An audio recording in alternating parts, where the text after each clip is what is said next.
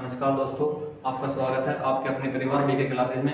मैं ज्ञानेंद्र धारिया आपके लिए लेकर आ गया हूँ एसएससी जीडी के लिए स्पेशल भूगोल की क्लास। जैसे कि हमने भूगोल से संबंधित एक क्लास कल की थी, उसी से संबंधित हम आज भूगोल के कुछ महत्वपूर्ण टॉपिक के बारे में बात करेंगे और समझेंगे कि हमारे जीवन पर उनका क्या प्रभाव पड़ता है, किस तरह से वे टॉपिक हमें प्रभावित करते हैं और उसी से रिलेटेड किस तरह से हमारे जीवन को प्रभावित करते हैं और क्या उनका महत्व हमारे जीवन में है, हमारी पृथ्वी के ऊपर क्या उनका प्रभाव पड़ता है।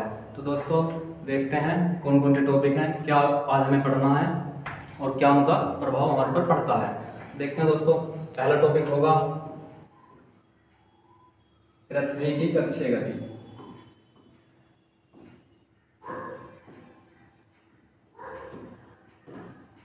पृथ्वी की कक्षीय गति।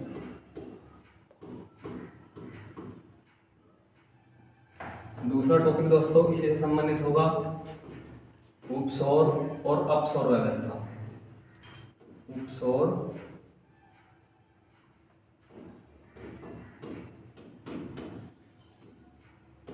व अपसौर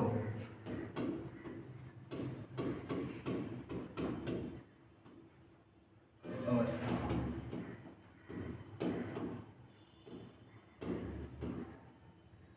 इसके प्रभाव।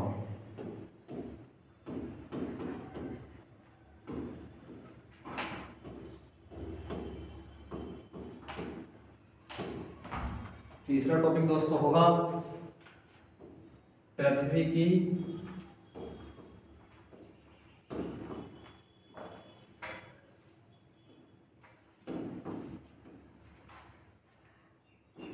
परिक्रमण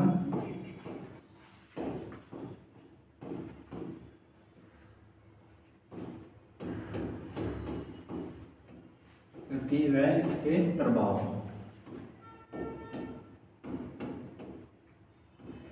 दोस्तों चौथा टॉपिक होगा वो होगा हमारा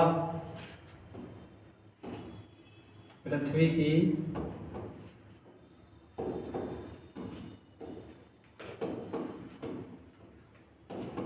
अपने अक्ष पर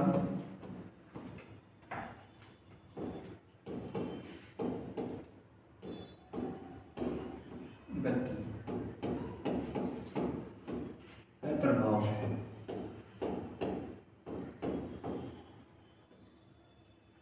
जो दोस्तों हमारा इससे अगला टॉपिक होगा वो क्या होगा, वो देखिए दोस्तों, इससे अगला टॉपिक जो हम पढ़ने वाले हैं इसके बाद में वो होगा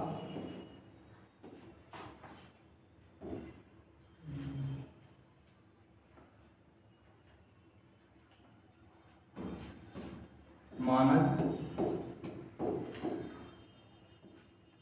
समय रेखा।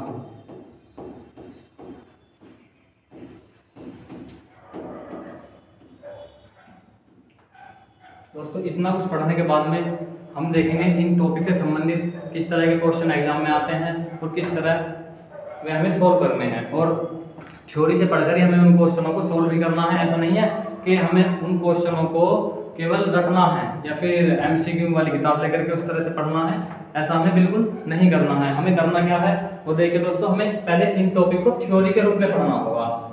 जब हम इन टॉपिक को थ्योरी के रूप में पढ़ लेंगे तो इनसे संबंधित एमसीक्यू करने में हम लोगों को काफ़ी आसानी होगी और काफ़ी आसान क्वेश्चन हम लोगों को लगने वाले हैं। यदि हम इनको थ्योरी के रूप में नहीं पढ़ेंगे तो वो हमारी नहीं समझ में आएंगे, ना आपकी समझ में आएंगे। देखते हैं दोस्तों, पहला टॉपिक क्या होगा, पृथ्वी की कक्षीय गति। तो दोस्तों सबसे पहले आप इन 5 टॉपिक को अपने रजिस्टर में नोट कर लीजिए। इसके लिए आपको 10 या 15 सेकंड का समय मिल जाएगा, फिर इसका स्क्रीनशॉट ले लीजिए। तो चलते हैं दोस्तों अपने पहले टॉपिक पर, पृथ्वी की कक्षीय गति।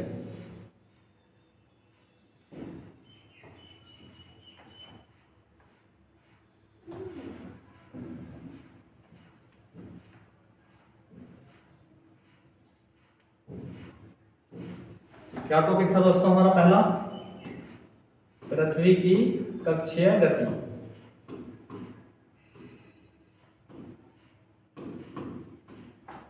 पृथ्वी की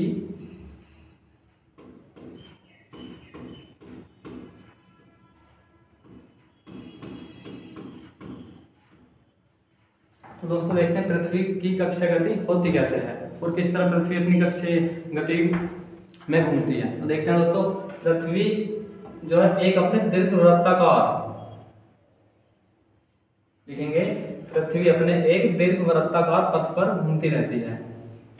इस पथ को क्या कहते हैं दोस्तों, आपने फिजिक्स में पढ़ा होगा। इस पथ को या इस तरह की गति जब कोई वस्तु करती है उसको दीर्घवृत्ताकार पथ कहा जाता है। अब देखिए पृथ्वी यहाँ पर है, कुछ समय बाद यहाँ आ जाएगी।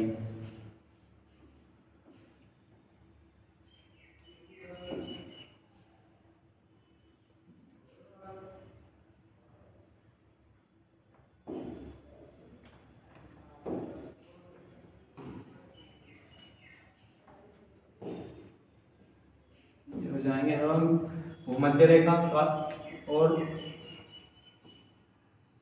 मकर रेखा, कर्क रेखा, ये भूमध्य रेखा और ये मकर रेखा।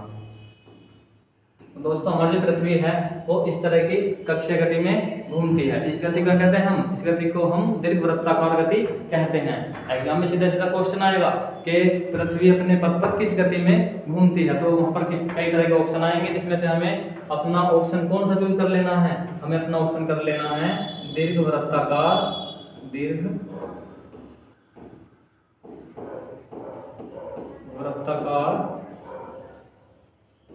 पथ पर हमारी पृथ्वी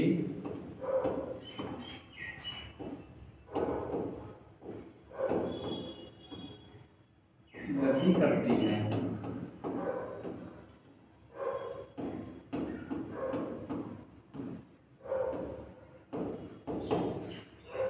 हमारी पृथ्वी दीर्घवृत्ताकार पथ पर गति करती है। आप इसको अपने रफ में नोट कर लीजिए, फिर हम अपने अगले टॉपिक पर चलते हैं। या आप अपना इसका स्क्रीनशॉट ले लीजिए।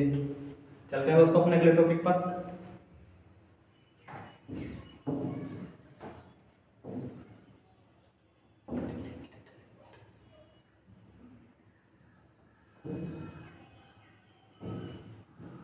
दूसरा जो टॉपिक था वो था दोस्तों हमारा उपसौर और अपसौर व्यवस्था। ये उपसौर और उपसौर जो व्यवस्था है ये बहुत ज़्यादा इम्पोर्टेंट है भूगोल के दृष्टि से समझने के लिए। और कहीं ना कहीं यदि हम इसको नहीं समझेंगे और डायरेक्ट इसके एमसीक्यू वगैरह करने लगेंगे तो हमारी कभी समझ में नहीं आएगी। केवल और केवल ये हमें अपने मैप के द्वारा और ग्लोब के द्वारा ही समझ में आ सकते हैं। तो देखते हैं दोस्तों होता क्या है। दूसरा टॉपिक है हमारा उपसौर व अपसौर व्यवस्था।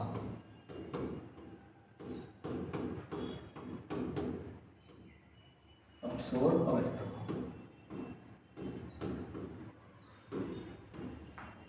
ये दो टॉपिक हैं, इसमें एक ये है और एक है अपसौर। सबसे पहले हम पढ़ेंगे उपसौर क्या है और उसके बाद पढ़ेंगे कि अपसौर क्या है। देखते हैं दोस्तों उपसौर अपसौर क्या होता है। हमने अभी पढ़ा था कि हमारी पृथ्वी जो है एक दीर्घवृत्ताकार पथ पर गति करती है और दीर्घवृत्ताकार पथ पर घूमते घूमते ही हमारी पृथ्वी में ऋतुओं का परिवर्तन होता है, क्योंकि हमारी पृथ्वी 23.5 डिग्री अक्षांश पर झुकी हुई है। इसी कारण ऋतुओं का निरंतर परिवर्तन होता रहता है। तो देखते हैं दोस्तों दीर्घवृत्ताकार पथ पर हमारी पृथ्वी गति करते हुए उपसौर और अपसौर व्यवस्था को प्राप्त करती है।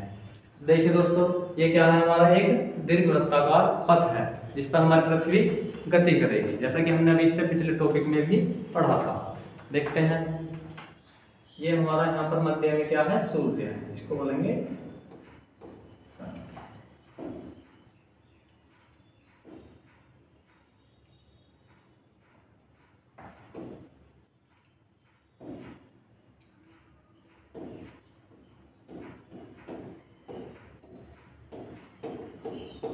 ये हमारा सूर्य है और ये थोड़ा वैसा हो गया।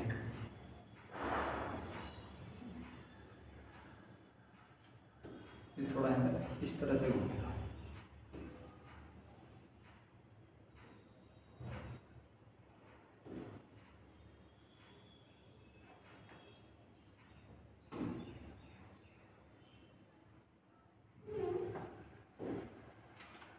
अब दोस्तों आपको नजर आ रहा होगा यहाँ पर भी हमारी पृथ्वी है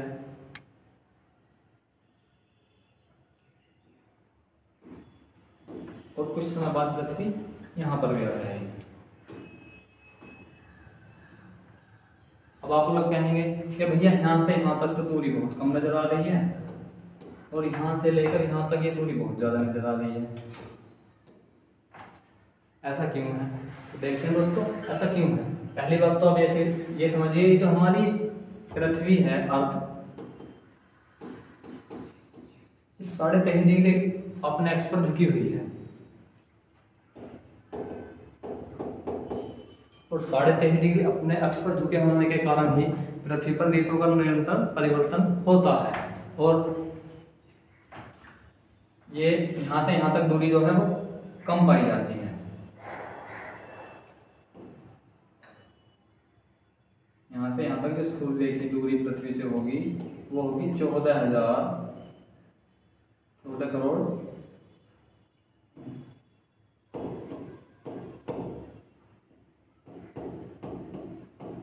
70 लाख किलोमीटर, 14 करोड़ 70 लाख किलोमीटर। और जो यहाँ से यहाँ तक की दूरी होगी वो होगी हमारी 15 करोड़ 20 लाख किलोमीटर, यहाँ से यहाँ तक की दूरी होगी। अब इस व्यवस्था में देखते हैं, ये जो व्यवस्था है यहाँ पर जो व्यवस्था प्राप्त करती है पृथ्वी, जब पृथ्वी सबसे नजदीक अपनी अवस्था में होती है उस स्थिति को हम कहते हैं उपसौर अवस्था। उस स्थिति को क्या कहते हैं दोस्तों? उपसौर अवस्था। और जब पृथ्वी अपने सबसे सूर्य से सबसे अधिक दूरी पर होती है तो उस स्थिति को कहते हैं हम अपसौर अवस्था। देखते हैं दोस्तों, अब यहाँ से लेकर यहाँ तक जो है पृथ्वी यहाँ के मुकाबले कहीं ज्यादा अधिक दूरी पर है। यहाँ पर 14 करोड़ 70 लाख किलोमीटर है, यहाँ पर 15 करोड़ 2 लाख किलोमीटर की दूरी पर है। तो इस अवस्था को क्या कहेंगे? इस अवस्था को कहेंगे हम अपसौर अवस्था। सबसे पहले एग्जाम में सीधा क्वेश्चन यहीं से आता है कि कौन सी अवस्था उपसौर होगी और कौन सी अपसौर अवस्था होगी। तो जब पृथ्वी सूर्य से सबसे नजदीक अवस्था में होती है उसे हम उपसौर अवस्था कहते हैं। और देखिए याद कैसे करेंगे इस चीज को, यहाँ पे एक शब्द आ रहा है उप। क्या शब्द आ रहा है दोस्तों? एक शब्द उप आ रहा है शुरू में, उपसौर। हम इसे इस तरह से तोड़ सकते हैं। यहाँ पर क्या आया हुआ है? एक शब्द आया है उप। इस उप का मतलब क्या होता है? इस उप शब्द का मतलब होता है छोटा। आपने देखा होगा जो हमारे सब इंस्पेक्टर होते हैं या उपनिरीक्षक कहते हैं उन्हें, एक तो होते हैं इंस्पेक्टर या फिर निरीक्षक। इंस्पेक्टर की क्या कहा जाता है? निरीक्षक कहा जाता है। और जो हमारे सब इंस्पेक्टर होते हैं उन्हें कहा जाता है उपनिरीक्षक। तो उपनिरीक्षक जो होते हैं वो छोटे दरोगा होते हैं और जो खाली निरीक्षक होते हैं वो कौन होते हैं? वो बड़े होते हैं। तो उप शब्द लगने का मतलब है छोटा। क्या है उप शब्द लगने का मतलब? छोटा। अब आपको नजर आ रहा होगा यहाँ से लेकर यहाँ तक दूरी क्या है? कम। छोटा यानी इसको क्या सकते हैं? कम कह सकते हैं। अब आपको यहाँ पर नजर आ रहा होगा उप लगा हुआ। हमने देखा यहाँ से यहाँ तक दूरी कम है, इसका मतलब पृथ्वी की उपसौर अवस्था कैसी है? इसी के अंदर ये चीज छुपी हुई है कि पृथ्वी कम दूरी पर है सूर्य के मुकाबले। और यहाँ पर आया हुआ है उपसौर। जब हमारे अपसौर याद आ गया तो उपसौर तो स्वतः ही याद हो जाएगा। अब देखते हैं कि कब दूर होती है और कब पास में होती है।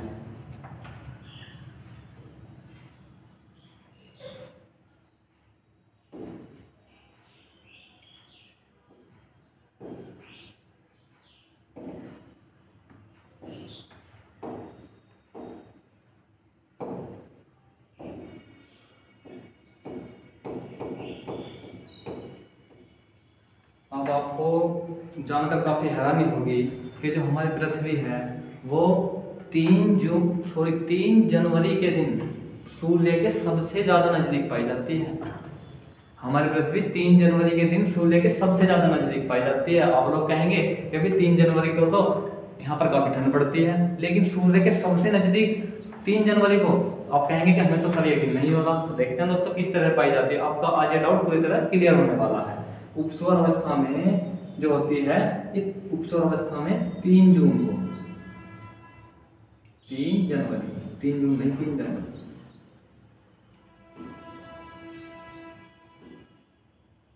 3 जनवरी 3 जनवरी को क्या होता है? पृथ्वी सूर्य के सबसे नजदीक पाई जाती है। सबसे नजदीक होती है, उसी कहते हैं, उसी को कहते हैं हम उपसौर अवस्था। और यहीं पर अपसौर अवस्था में क्या होता है, यहीं पर होता है 3 या 4 जुलाई। 3 कहीं कहीं 3 मिलेगा और कहीं मिलेगा आपको 4 जुलाई। 3 या 4 जुलाई के समथिंग हम इसको कह सकते हैं, 3 या 4 जुलाई।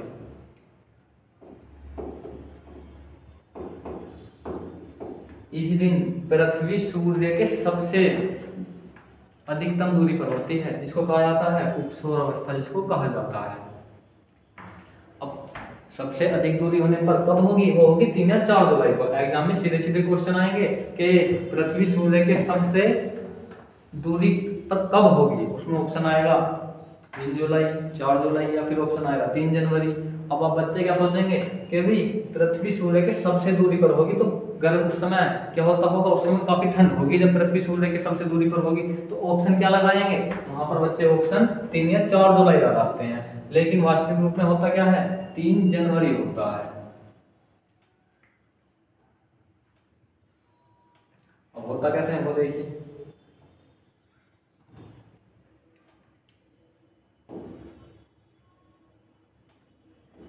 यहीं पर एक व्यवस्था पाई जाती है 21 मार्च को।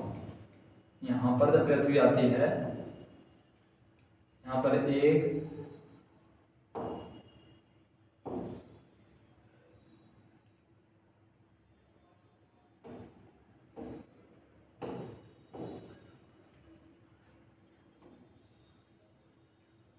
यहाँ पर होता है 21 मार्च को,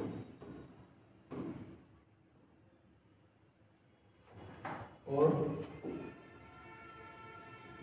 23 सितंबर।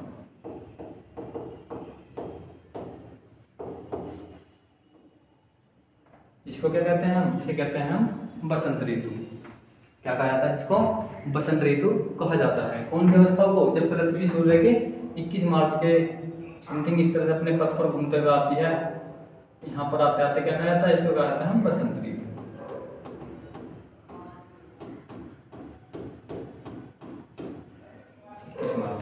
इसे 23 सितंबर के दिन आता है।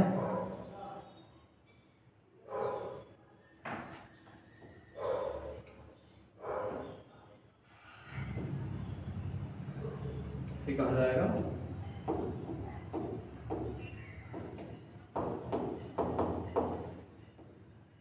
यहां तक आते आते जब पृथ्वी कहाँ आती है, जब पृथ्वी आ जाती है यहाँ पर 21 जून को, और क्या 22 दिसंबर।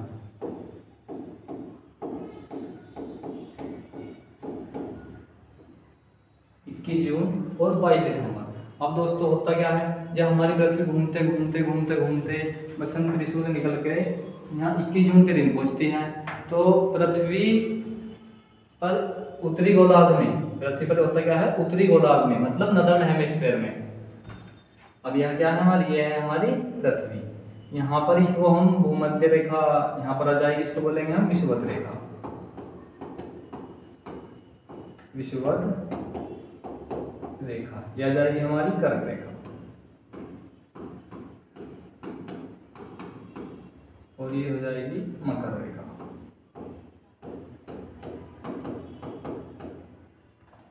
अब होता क्या है, जब पृथ्वी घूमते घूमते यहाँ से लेकर के यहाँ तक आती है, तो उत्तरी गोलार्ध में, मतलब नदर्न हेमिस्फीयर में, उत्तरी गोलार्ध क्या है ना, नदर्न हेमिस्फीयर, इंग्लिश में बोलेंगे तो नदर्न हेमिस्फीयर में 21 जून को उत्तरी गोलार्ध में सबसे बड़ा दिन पाया जाता है।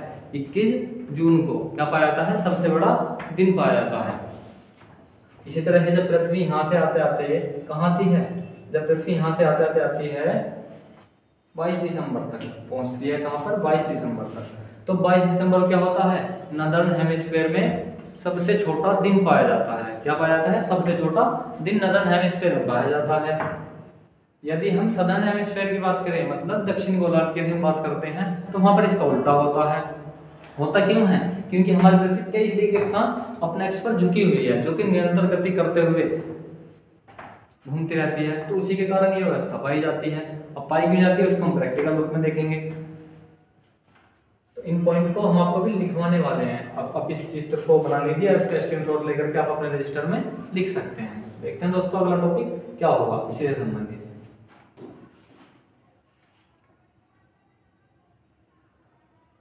इससे संबंधित अगला टॉपिक क्या होगा। अब आप यहाँ देखिए दोस्तों, ये क्या है हमारा सूर्य, ये हमारा सूर्य है।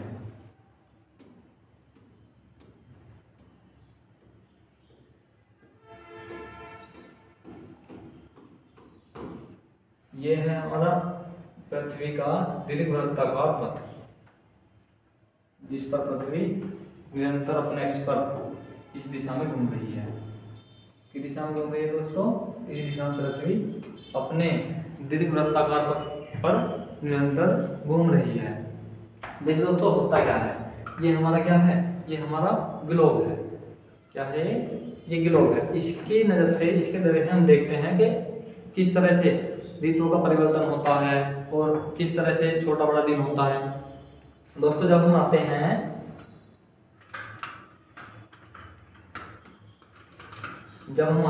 इस साइड में,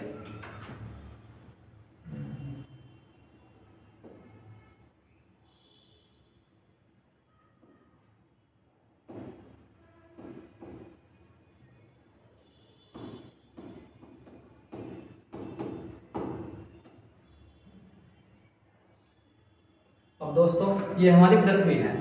जब सूर्य का प्रकाश यहाँ से इस पृथ्वी पर पड़ेगा तो आप देखो दोस्तों किस गोलार्ध में पड़ेगा। ये जो हमारी पृथ्वी है, यहाँ से लाल रेखा आपको नजर आ रही होगी, जिसे हम कहते हैं भूमध्य रेखा। क्या कहा जाता है इसको? इसे भूमध्य रेखा कहा जाता है। और जब हम यहाँ देखते हैं कि सूर्य का प्रकाश किस दिशा में पड़ रहा है, सूर्य का प्रकाश यहाँ पड़ रहा है। कहाँ पड़ रहा है? सीधा इस रेखा पर। कौन सी रेखा पर? मकर रेखा पर यहाँ सूर्य का प्रकाश पड़ रहा है। कहाँ पड़ रहा है दोस्तों?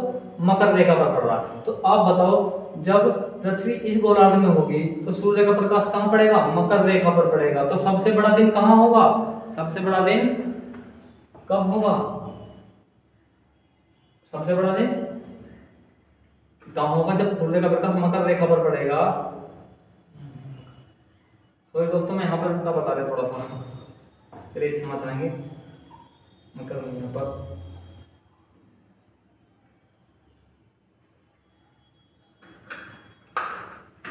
ये ऐसे दोस्तों ऐसे होता है उल्टा। यहाँ पे जो हमारा 3 जनवरी का दिन है,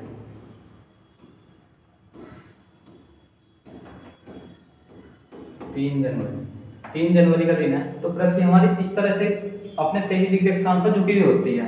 कितने अक्षांश पर? 23 डिग्री अक्षांश पर अपने झुकी हुई होती है। तो सूर्य का प्रकाश कहाँ पड़ेगा 3 जनवरी के दिन? सूर्य का प्रकाश पड़ेगा कहाँ पर? सूर्य का प्रकाश कहाँ पड़ेगा? मकर रेखा पर पड़ेगा। कहाँ पड़ेगा दोस्तों सूर्य का प्रकाश? यहाँ आपको नजर आ रहा होगा अर्ध गोलार्ध में, मतलब यहाँ पे जो 23.5 डिग्री दक्षिण गोलार्ध है, वहां पर आपको सूर्य का प्रकाश नजर आएगा। तो इस कारण क्या होगा? इस कारण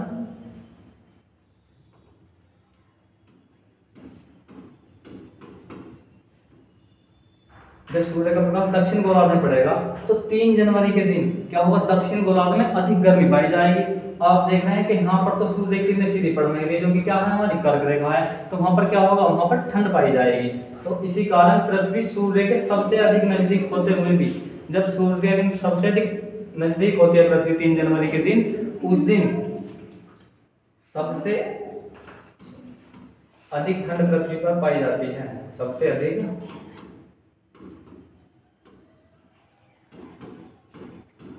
ठंडा दिन पाया जाता है 3 जनवरी के दिन। सूर्य के सबसे नजदीक होने के बावजूद भी 3 जनवरी को सबसे ज्यादा ठंड पृथ्वी पर पाई जाती है नदर्न हेमिस्फीयर में। आपको पता है नदर्न हेमिस्फीयर कौन सा क्षेत्र कहलाता है? नदर्न हेमिस्फीयर कहलाता है विषुवत रेखा से ऊपर का भाग। कौन सा भाग? विषुवत रेखा से ऊपर का भाग कहलाता है नदर्न हेमिस्फीयर। और जो हमारा ये है इसे कहलाते हैं, ये कहलाता है सदर्न हेमिस्फीयर। 3 जनवरी के दिन आपको डाउट क्लियर हुआ कि पृथ्वी सूर्य के सबसे अधिक नजदीक होती है 3 जनवरी के दिन, लेकिन फिर भी क्या होता है? सबसे अधिक ठंड पड़ती है। क्यों पड़ती है? क्योंकि पृथ्वी पर सूर्य की किरणें जो है वो दक्षिणी गोलार्ध में सीधी पड़ती हैं। लंबवत कहाँ पड़ती हैं? मकर रेखा पर, ना कि कर्क रेखा पर।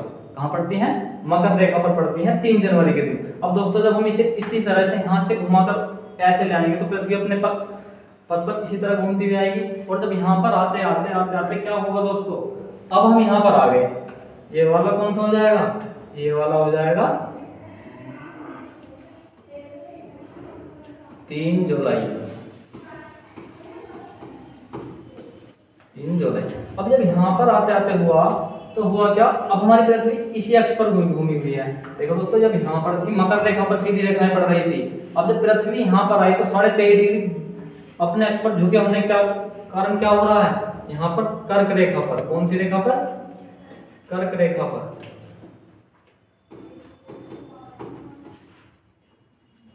कर्क रेखा पर क्या पड़ रही है, ये हमारी कर्क रेखा है। यहाँ पर 23.5 डिग्री उत्तरी अक्षांश में क्या है, कर्क रेखा है। यहाँ पर सूर्य की किरणें लंबवत पड़ रही है। अगर सूर्य की किरणें यहाँ पर लंबवत पड़ेंगी तो पृथ्वी सूर्य से सब अधिक दूरी पर होने पर भी क्या होगी, सबसे अधिक गर्मी नॉर्दर्न हेमिस्फीयर में प्राप्त करेगी। क्या करेगी, नॉर्दर्न हेमिस्फीयर में प्राप्त करेगी 3 जुलाई के दिन। इसी कारण 21 जून को क्या पाया जाता है, बड़ा दिन पाया जाता है, जो कि हमने आपको अभी बताया भी है। अब आपको ये डाउट क्लियर हो चुका होगा कि पृथ्वी सूर्य के नजदीक होने के बावजूद भी 3 जनवरी को क्यों अधिक ठंडी महसूस करती है नॉर्दर्न हेमिस्फीयर में। क्या करती है, अधिक ठंडी महसूस करती है नॉर्दर्न हेमिस्फीयर में। पृथ्वी सूर्य के अधिक दूरी होने पर भी 3 जुलाई को क्या करती है, अधिक गर्मी महसूस करती है। तो दोस्तों ये डाउट आपका क्लियर हुआ। मैं आशा करता हूँ कि ये चीज़ आपको अच्छे से क्लियर होंगी और आप इस चीज़ को कमेंट बॉक्स में भी बताएंगे। अब चलते हैं दोस्तों अपने अगले टॉपिक पर। अब हमने देखा भाई अगला टॉपिक क्या था हमारा, वो था हमारा पृथ्वी की गति, मतलब परिक्रमण वाली गति और अपने अक्ष पर घूमने वाली गति, ये चीजें थी। लेकिन हम इससे पहले भी 2-4 चीजें और समझने वाले हैं। अब देखो दोस्तों वो चीजें हैं क्या, यहाँ पर लिखेंगे आप उत्तरी गोलार्ध। क्या लिखेंगे दोस्तों, उत्तरी गोलार्ध। यहाँ पर लिखेंगे आप दक्षिणी गोलार्ध। क्या लिखेंगे दोस्तों, दक्षिणी गोलार्ध।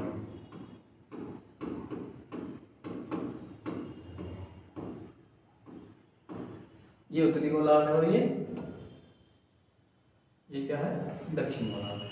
अब आपने देखा जो हमारी पृथ्वी है वो सबसे उत्तरी गोलार्ध में, पहला पॉइंट लिखेंगे, उत्तरी गोलार्ध में सबसे बड़ा दिन कब पाया जाएगा।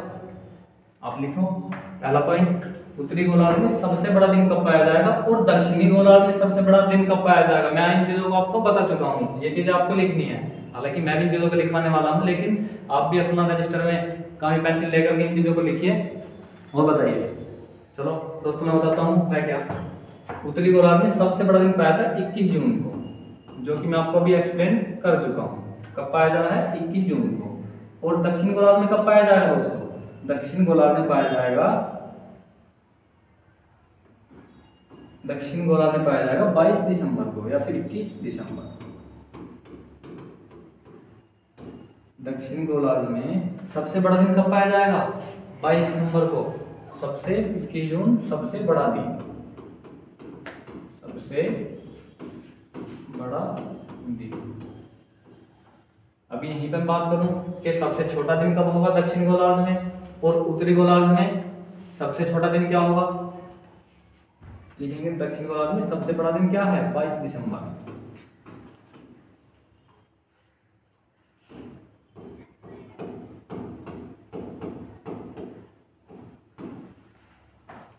उत्तरी गोलार्ध में सबसे छोटा दिन क्या है, कौन सा होता है दोस्तों, उत्तरी गोलार्ध में सबसे छोटा दिन होता है, जो यहाँ पर सबसे बड़ा दिन है वो उत्तरी गोलार्ध का सबसे छोटा दिन होगा। जो कि हमने आपको अभी दीर्घवृत्ताकार जो पथ बताया था उस पर मैंने आपको काफी अच्छी तरह से समझाया है कि किस तरह से छोटा बड़ा दिन होता है। तो जो दक्षिण गोलार्ध का सबसे बड़ा दिन है वो उत्तरी गोलार्ध का सबसे छोटा दिन होता है, और जो उत्तरी गोलार्ध का सबसे बड़ा दिन है वो दक्षिण गोलार्ध का सबसे छोटा दिन होता है। तो ये दोस्तों लॉजिकल चीजें हैं, एग्जाम में हम इन चीजों में रिल जाते हैं। यदि हमने इन टॉपिक की थ्योरी नहीं पढ़ी है तो हमें एग्जाम में रिले फिरेंगे, क्योंकि ये डेट हमें कॉमन नजर आती हैं और इन्हीं में से हम 4 ऑप्शन हमें एक से नजर आते हैं और आंख मिच कर ऑप्शन लगाते हैं, घटा कर देखते हैं तो ऑप्शन गलत नजर आता है। क्यों होता है ऐसा, कि हमने थ्योरी नहीं पढ़ी। तो मैं इसीलिए कहता हूँ कि थ्योरी बहुत ज़्यादा इंपॉर्टेंट है। जीएस के फैक्टर में और एमसीक्यू यदि हम खाली एमसीक्यू करते हैं तो उसका कोई अस्तित्व नहीं रह जाता है, क्योंकि ऑप्शन चेंज करने के बाद ऑप्शन चेंज करते ही क्या होता है, क्वेश्चन हार्ड या आसान बन जाते हैं। तो सबसे छोटा दिन उत्तरी गोलार्ध में कब होगा, ये होगा हमारा 22 दिसंबर। क्या होगा, छोटा दिन।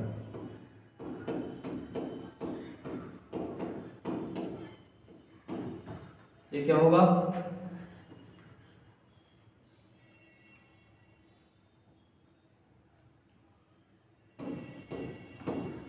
यहाँ पर सबसे छोटा दिन कौन सा होगा, यहाँ पर होगा 21 जून।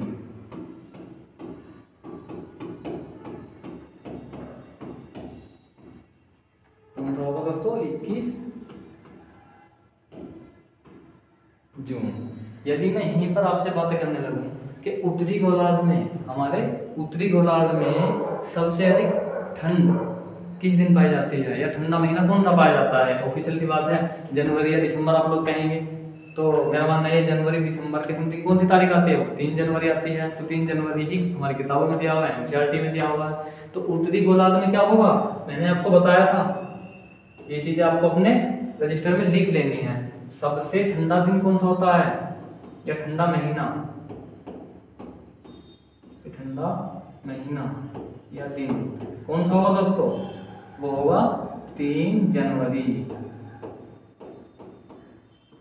3 जनवरी कौन सा होगा, 3 जनवरी सबसे ठंडा दिन होगा उत्तरी गोलार्ध में।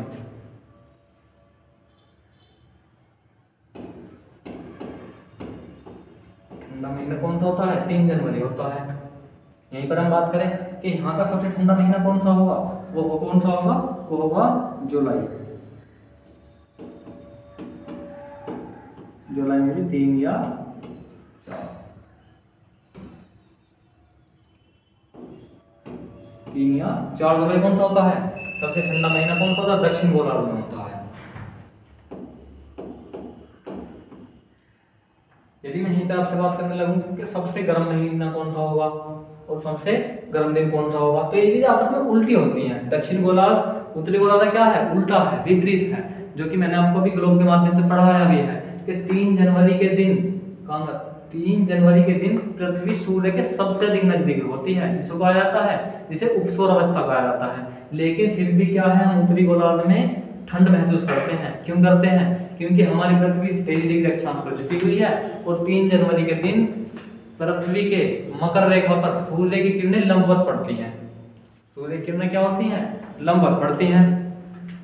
इसी कारण ठंडा दिन पाया जाता है 3 जनवरी। यहीं पे बात करूं मैं सबसे गर्म महीना, ये चीजें मैं आपको थ्योरी में भी बता चुका हूं। दीर्घवृत्ताकार पथ जो बताया था मैंने, उपसौर और अपसौर अवस्था जो बताई थी, उस अवस्था में जो आपको बता चुका हूं। तो कौन सा होगा सबसे गर्म महीना है दिन, यहाँ पर होगा जुलाई का। और सबसे ठंडा महीना यहाँ पर बात करें, आपको नजर आ रहा होगा जो यहाँ पर ठंडा है वहां पर गर्म है, जो यहाँ गर्म है वहां पर कौन सा है, वो वहां पर वो ठंडा है। क्यों है ऐसा, वो मैं आपको अभी एक्सप्लेन कर चुका हूँ। जुलाई है और यहाँ पर ठंडा कौन सा होगा, यहाँ पर होगा जनवरी।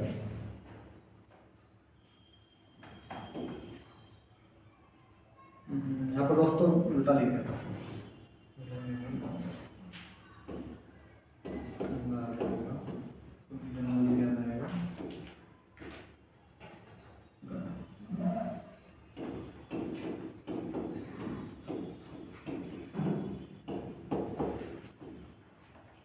आपको नजर आ रहा होगा कि जो यहाँ पर गर्म है, गर्म महीना है, वहां पर ठंडा है। ये चीजें मैं आपको अभी दीर्घवृत्ताकार पथ बनाकर समझा चुका हूँ, इसमें कुछ रटने वाली चीज है नहीं।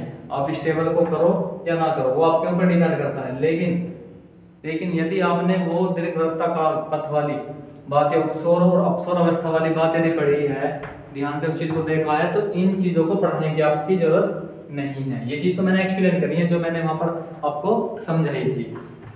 तो उपसौर अपसौर अवस्था आपको समझ में आई।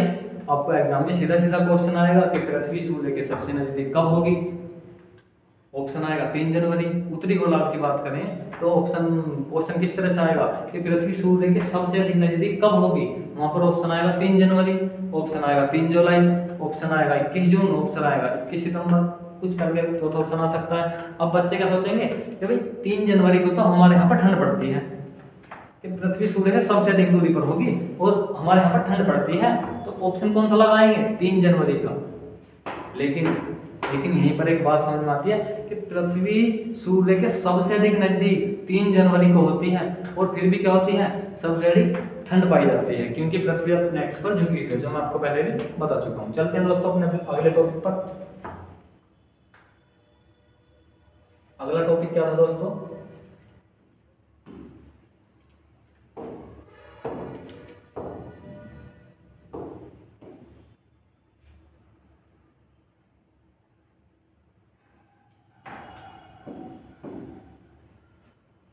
अगला टॉपिक था पृथ्वी की गति। एक तो पृथ्वी दो तरह की गति करती है, एक तो अपने एक्स पर घूमना और दूसरी कौन सी कहलाती है, अपने एक्स पर घूमते हुए सूर्य का चक्कर लगाना। इस तरह की गति करती है पृथ्वी, दो तरह की गति करती है। देखते हैं गति किस तरह से करती है। ये क्या है हमारा, ये हमारा यहाँ पर सूर्य है, ये है हमारा सूर्य भगवान, और हमारी पृथ्वी लगातार इस पथ पर गति करती नजर आ रही है।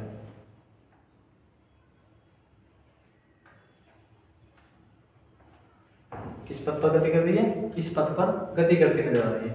अब ये पृथ्वी कुछ समय पहले यहाँ पर थी, यहाँ जाएगी, फिर कुछ समय बाद यहाँ आ जाएगी, फिर यहाँ आ जाएगी और यहाँ आ जाएगी। यहीं पर मैं आपसे पूछने लगूं कि पृथ्वी जब सूर्य की सबसे अधिक नजदीक होती है उस अवस्था को क्या कहा जाता है, बताएं कमेंट बॉक्स में जरूर बताना है। जब पृथ्वी सूर्य के सबसे अधिक नजदीक होती है उस अवस्था को क्या कहा जाता है, जब सबसे अधिक दूरी पर होती है उस अवस्था को क्या कहा जाता है, जो कि हमने भी पहले भी पढ़ी है। तो दोस्तों अपना टाइम जाया ना करते हुए अपने पॉइंट पर आते हैं। परिक्रमण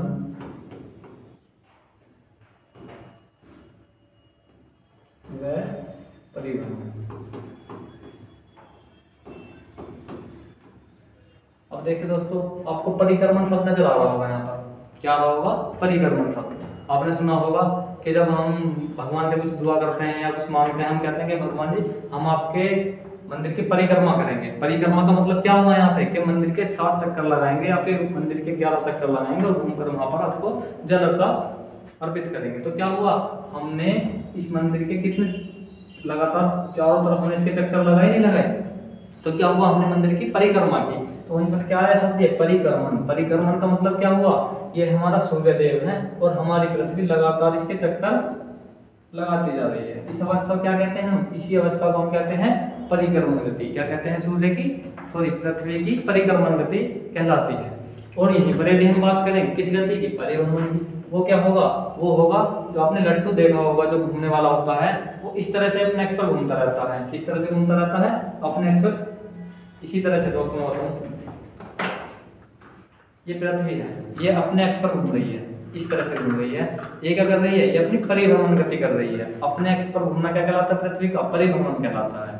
और यहीं पर हम बात करें परिक्रमण की, वो क्या कहलाएगा, अपने अक्ष पर घूमते हुए निरंतर सूर्य की परिक्रमा करना, वो क्या कहलाएगा, वो कहलाएगा दोस्तों परिक्रमण। क्या कहलाएगा, परिक्रमण कहलाता है।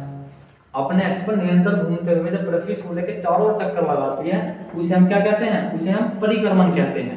क्या कहते हैं दोस्तों, उसे हम कहते हैं पृथ्वी की परिक्रमण गति। और अपने अक्ष पर इस तरह से घूमना वो क्या कहलाता है, वो कहलाता है परिभ्रमण। इसी गति के कारण और पृथ्वी के 13.5 डिग्री अपने अक्ष पर झुके होने के कारण पृथ्वी पर क्या होता है, दिन और रात होता है। क्या होता है, दिन और रात का निर्माण होता है। सूर्य का पूर्व में सूर्योदय होना और पश्चिम में सूर्यास्त होना भी इसी परिक्रमण और परिभ्रमण गति के कारण ही होता है। देखते हैं दोस्तों इनके किस तरह से हमें प्रभावित करती हैं चीजें।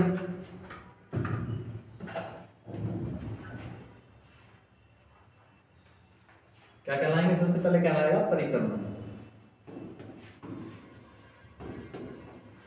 परिक्रमण लिखेंगे इन परिणामों को। पृथ्वी का सूर्य की ओर चक्कर लगाना क्या कहलाता है?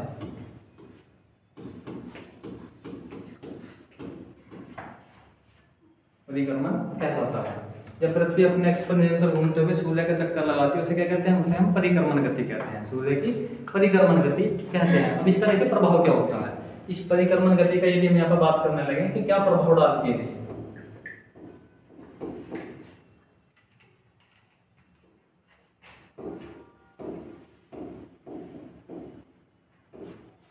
आपने देखा कि सूर्य यहाँ पर,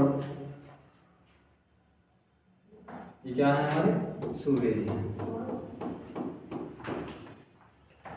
अब जब पृथ्वी सूर्य के चारों तरफ चक्कर अपने पथ पर दीर्घवृत्ताकार पथ पर चक्कर लगाएगी तो होगा क्या?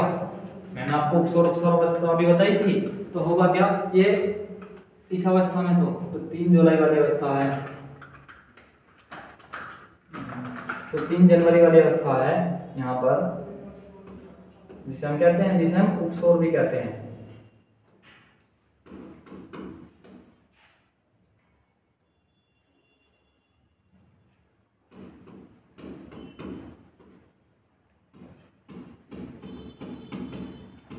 यहाँ पर सूर्य किरणें यहाँ पड़ेंगी, कहाँ पड़ेंगी? मकर रेखा पर पड़ती हैं। तो होता क्या है? इसी के कारण रीत में पाई जाती हैं, इसी परिक्रमण गति के कारण क्या पाई जाती हैं? रीत में पाई जाती हैं। जब 3 जनवरी के दिन या 3 जनवरी के आसपास होता क्या है? मकर रेखा पर लंबवत किरणें पड़ती हैं। लंबवत किरणें मकर रेखा पर पड़ेंगी तो क्या होगा? उत्तरी गोलार्ध में तो सर्दी पाई जाएगी और दक्षिण गोलार्ध में क्या होगा? दक्षिण गोलार्ध में गर्मी पाई जाएगी 3 जनवरी के दिन। ऐसा क्यों हुआ? क्योंकि पृथ्वी सूर्य के निरंतर चक्कर लगा रही है। अब हम यहाँ पर आते हैं, यहाँ तक आते थे दोस्तों, क्या हुआ? ये कौन सा जाएगा? जुलाई का महीना, जुलाई या जून के आसपास होगा क्या? पृथ्वी सूर्य के दूर होते हुए भी कहां पर अपना प्रकाश या लंबवत किरणें डालेगी? वो डालेगी कर्क रेखा पर। जब कर्क रेखा पर लंबवत किरणें आएंगी तो क्या होगा? उत्तरी गोलार्ध में गर्मी पाई जाएगी, दक्षिण गोलार्ध में सर्दी पाई जाएगी। तो आपको समझ में आया कि पृथ्वी के परिक्रमण के कारण किस तरह से ऋतुओं का परिवर्तन होता है। क्या होता है? ऋतुओं का परिवर्तन होता है। तो लिखेंगे इसके प्रभाव में क्या होता है? ऋतुओं का परिवर्तन।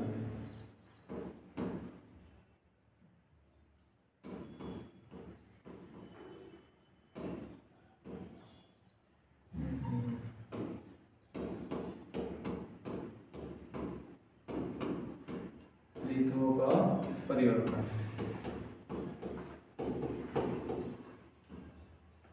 किस कारण हुआ? ये हुआ पृथ्वी की परिक्रमण गति के कारण। अब चलते हैं दोस्तों परिभ्रमण, जो इसकी क्या कही जाती है? पृथ्वी की दूसरी गति कही जाती है। तो इसके प्रभाव में एग्जाम ऑप्शन में क्वेश्चन सीधा सीधा आएगा कि पृथ्वी की परिक्रमण गति के कारण किस चीज का परिवर्तन होता है। वहां पर ऑप्शन आएगा सूर्योदय का होना, सूर्यास्त का होना। दूसरा ऑप्शन आएगा दिन और रात का होना।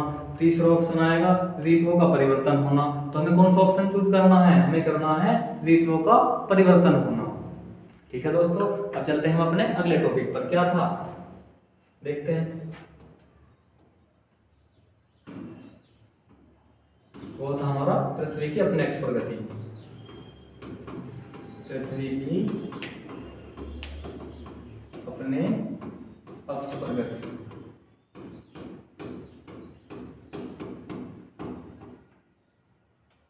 अब देखो दोस्तों, ये हमारा क्या है? सूर्य है। फिर पृथ्वी अपने इसी अक्ष पर घूमेगी। ये दीर्घवृत्ताकार पक्ष है, पथ है। अब इसके हवाले की जरूरत नहीं पड़ने वाली, फिर भी देखते हैं। जब हमारी पृथ्वी यहाँ पर होगी या यहाँ होगी तो उससे क्या होगा?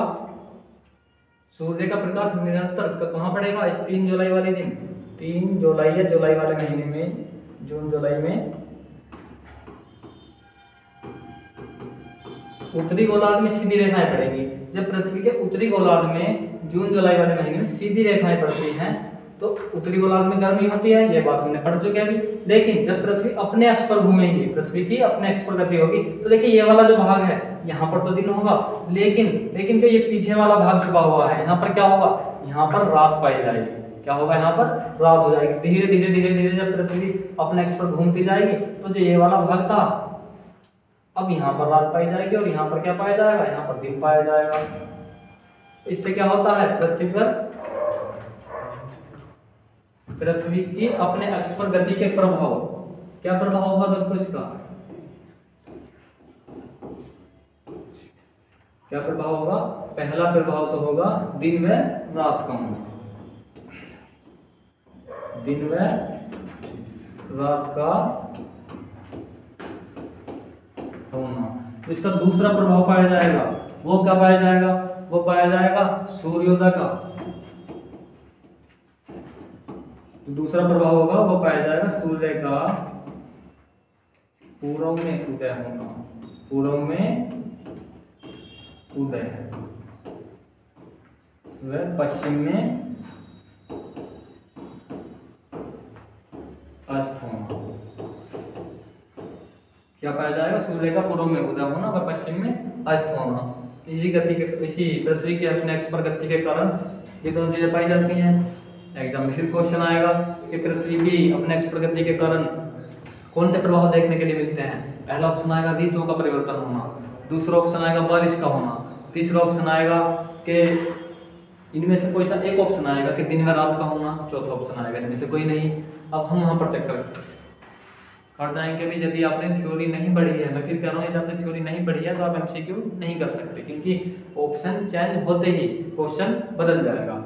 इन दोनों में से कोई सा एक ऑप्शन वहां पर मिलेगा जो कि क्या होगा?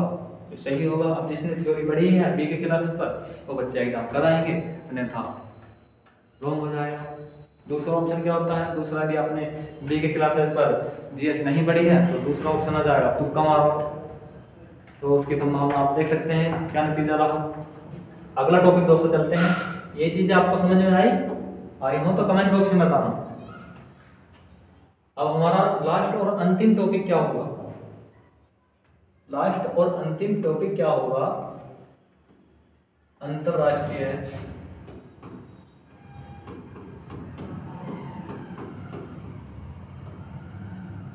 तिथि रेखा, सॉरी अंतरराष्ट्रीय समय रेखा, तिथि रेखा अलग हो जाएगी,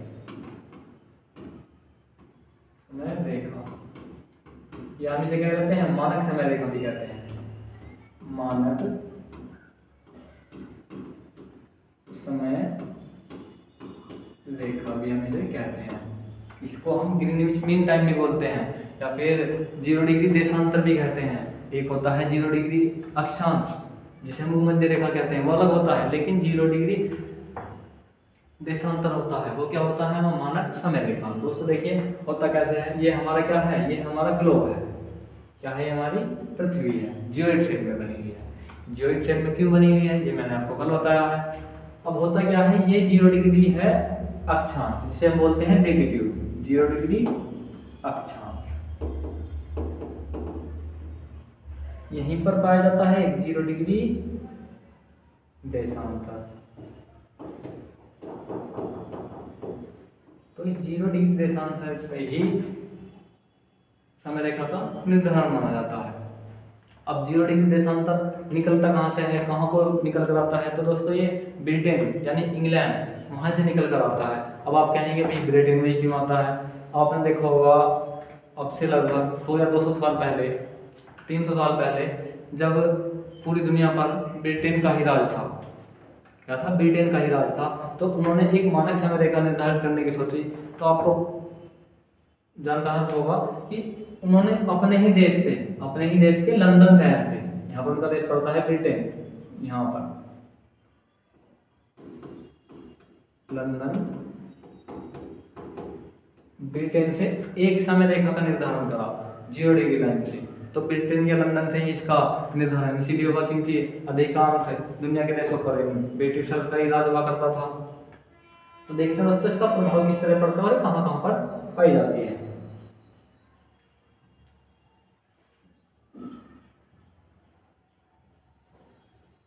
सबसे पहले हम देखेंगे भाई प्रभाव क्या है यार। ये क्या है हमारा? ये हमारी पृथ्वी है, क्या है? हमारी अर्थ है। यहाँ से लेकर के यहाँ तक, अब बताओ सर, यहाँ से लेकर के यहाँ तक कितने डिग्री का कोण होगा पूरा? ये होगा दोस्तों 360 डिग्री का। कितने डिग्री का कोण होता है? ये 360 डिग्री का कोण होता है। और पूरी पृथ्वी कितने डिग्री की बनी है? 360 डिग्री की बनी है। देखिए एक ग्लोब है, कितने डिग्री है, यहाँ से लेकर जब हम इसको घुमा के लाएंगे तो कितना होगा, पूरा 360 डिग्री होगा। लेकिन पृथ्वी अपने एक अक्ष पर अपना एक चक्कर कितने दिन और कितने घंटे में पूरा करती है, कितने घंटे में पूरा करती है दोस्तों, पृथ्वी अपना एक चक्कर पूरा करती है 24 घंटे में। कितने समय में पूरा करती है दोस्तों, हालांकि 23 घंटा 56 मिनट और समथिंग करके कुछ 4 सेकंड वगैरह होती हैं, लेकिन हम तो 24 घंटे ले लेंगे। 24 घंटे में पृथ्वी कितना घूमती है, 24 घंटे में पृथ्वी कितना घूमेगी, वो घूमेगी 360 डिग्री। कितना घूमेगी दोस्तों, 360 डिग्री घूम जाएगी 24 घंटे में। यदि हम यहाँ से बात करें 1 घंटे का मान यदि हम यहाँ से निकालें तो क्या होगा, 360/24। यदि हम यहाँ से इसे पूरा पूरा काटें तो कितनी बार कटेगा, ये पूरा कटेगा 6 × 36, 6 × 24, 4 हमारे पास तो 15 बार कट गया। मतलब 1 घंटे में हमारी पृथ्वी 15 डिग्री घूम सकती है। 1 घंटे में 15 डिग्री घूम सकती है। अब आपको पता होगा कि 1 घंटा बराबर कितने मिनट के होता है, 1 घंटा बराबर कितने मिनट के होता है, ये होता है 60 मिनट के। कितने मिनट के होता है, 1 घंटा बराबर होता है 60 मिनट के। अब 1 घंटे में कितनी मिनट होती हैं, 60 मिनट होती हैं, 60 मिनट बराबर 15 डिग्री। यदि हम यहीं से 1 मिनट का मान निकालें तो ये 60 कहाँ जाएगा, इसके बटे में जाएगा। कहाँ जाएगा दोस्तों, इसके बटे में। 1 मिनट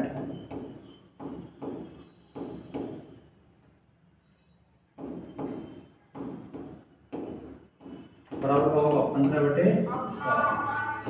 15 चौका तो कितना जाएगा, 1/4 डिग्री। मतलब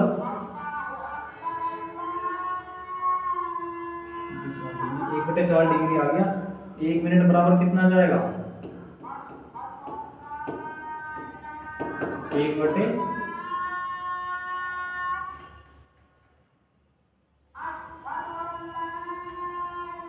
1/4 डिग्री आ जाएगा दोस्तों, 1 मिनट बराबर। और यहीं से यदि हम 1 डिग्री का मान निकालना हो, हमें यहीं से यदि हमें कितना मान निकालना हो, 1 डिग्री का मान निकालना हो तो 1 मिनट बराबर 1/4 हो जाएगा। यहीं से यदि हमें 1 डिग्री का मान निकालना हो तो 4 का पहुंच जाएगा गुना में, तो कितना हो जाएगा, 4 मिनट बराबर कितना हो जाएगा, 1 डिग्री। तो सबसे इंपॉर्टेंट चीज दोस्तों क्या है, ये होगा 4 मिनट बराबर 1 डिग्री के किताबों में लिखा हुआ है, लेकिन ये सॉल्यूशन नहीं लिखा हुआ है। तो आप इस चीज को उतारिए, इसका स्क्रीनशॉट ले लीजिए। इस चीज की हमें बहुत ज्यादा जरूरत पड़ने वाली है। आपने सुना होगा कि ज्योग्राफी में केवल थ्योरिकल क्वेश्चन आते हैं, लेकिन नहीं, ज्योग्राफी में भी मैथ की तरह ही क्वेश्चन होते हैं। क्या होते हैं, ज्योग्राफी में भी मैथ की तरह ही क्वेश्चन होते हैं। यदि आपने एक कैलकुलेशन समझ ली कि 4 मिनट बराबर 1 डिग्री के किस तरह आया तो आप कर सकते हैं। यदि आपने ये चीज़ें नहीं समझी तो आप नहीं कर पाएंगे। मैंने आपको बताया कि मैं दोबारा भी करा दूं, 24 घंटे में 360 डिग्री होती हैं। 1 घंटे में कितनी होंगी, 15 डिग्री होंगी। 1 घंटे में कितनी डिग्री होंगी, 15 डिग्री निकल कर आई। 1 घंटे में 15 डिग्री। 1 घंटे में 60 मिनट होती हैं, तो 1 मिनट में कितना निकल कर आया, 1/4 डिग्री। अब हमें यहाँ से 1 डिग्री का मान निकालना है, तो 4 का पहुंच जाएगा गुना में, तो कितना हुआ, 4 मिनट बराबर 1 डिग्री का हुआ। कितना हुआ, 4 मिनट बराबर 1 डिग्री का हुआ। दोस्तों ये चीज आपको समझ में आई? आप इन चीजों को लिख लीजिए अपने रफ में, रजिस्टर में, या फिर इसका स्क्रीनशॉट ले लीजिए। चलते हैं दोस्तों अपने अगले टॉपिक पर।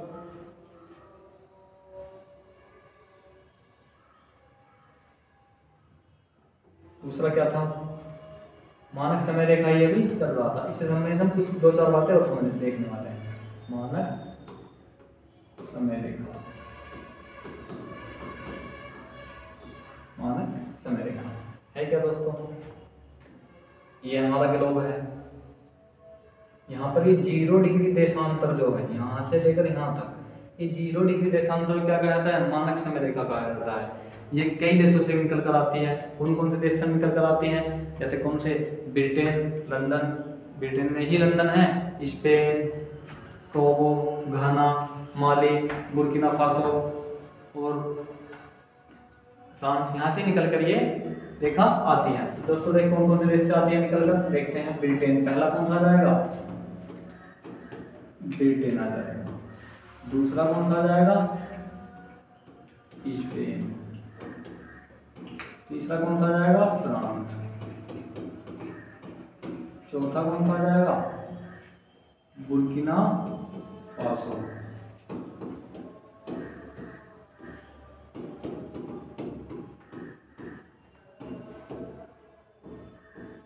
तो ये 3 देश कहाँ के हैं दोस्तों? ये यूरोप के हैं। कहाँ के हैं?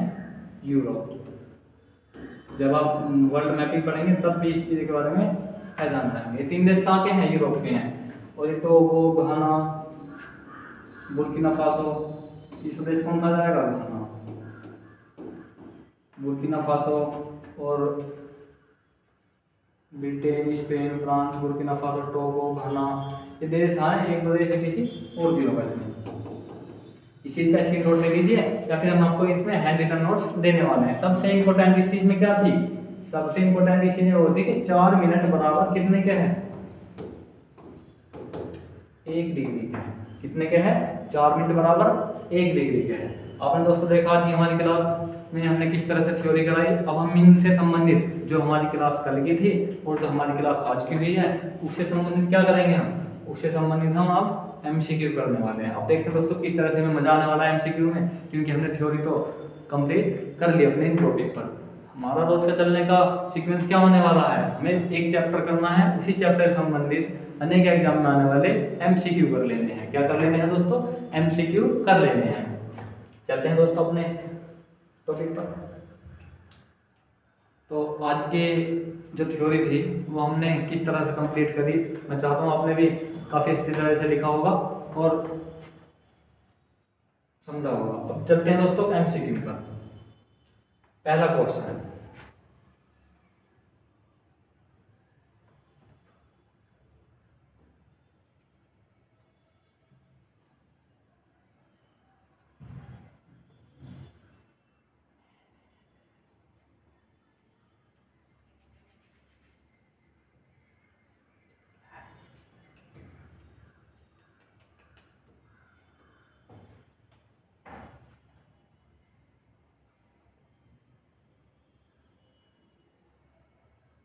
पहला क्वेश्चन क्या है दोस्तों?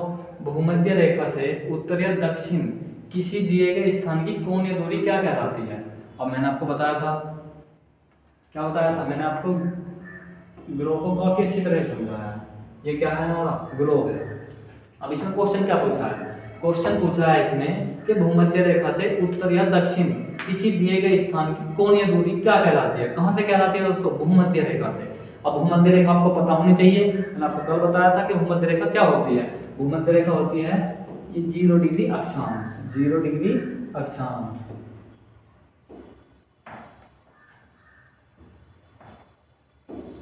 0 डिग्री अक्षांश, इसे ही क्या कहते हैं? इसे ही हम भूमध्य रेखा कहते हैं। क्या कहते हैं? भूमध्य रेखा कहते हैं 0 डिग्री अक्षांश को ही। और ये क्या है हमारा? ये है हमारे दोस्तों कर्क रेखा। क्या है? कर्क रेखा। 23.5 डिग्री अपने अक्षांश पर झुकी हुई है। कितनी? 23 से 1/2 अपने अक्षांश पर झुकी हुई है। ये है हमारी मकर रेखा। मकर रेखा ये ग्लोब मैंने आपको बताया था। और इसमें क्वेश्चन है क्या? भूमध्य रेखा से उत्तर या दक्षिण किसी दिए गए स्थान की कोणीय दूरी क्या कहलाती है? कोण यहाँ पे किस तरह से बनेगा? ऐसा तो है नहीं। कौन बनेगा दोस्तों यहाँ पे? जब हम यहाँ पे इस पे खड़ी हुई रेखा डाल दें, इस तरह से क्या डाल दें? खड़ी हुई रेखा डाल दें, तो यहाँ पर क्या बना? एक कोण का निर्माण हुआ कि नहीं हुआ? यहाँ पर इन रेखाओं के डलने से क्या हुआ? एक कोण का निर्माण हुआ। अब पूछा क्या है? भूमध्य रेखा से उत्तर या दक्षिण, मतलब नॉर्दर्न साइड में या फिर सदर्न साइड में जाने पर दिए गए स्थान की कोणीय दूरी क्या कहलाती है? वो दोस्तों देशांतर कहलाती है। क्या कहलाती है? देशांतर कहलाती है। क्योंकि प्रधान देशांतर आपने देखा होगा, प्रधान देशांतर 0 डिग्री लाइन, यहाँ पर भी कोण बन रहा है और ये अन्य कोण जो है यहाँ पर भी एक कोण का निर्माण होगा। तो क्या ऑप्शन आ जाएगा इसका? देशांतर आ जाएगा। क्योंकि अक्षांश क्यों नहीं आएगा? क्योंकि अक्षांश तो इसके समानांतर चल रहे हैं। तो समानांतर किसी कोण का निर्माण कहाँ होगा? भूमध्य रेखा के समानांतर। कौन सा ऑप्शन आ जाएगा इसका? ऑप्शन नंबर बी आ जाएगा। चलते हैं दोस्तों अपने अगले क्वेश्चन पर।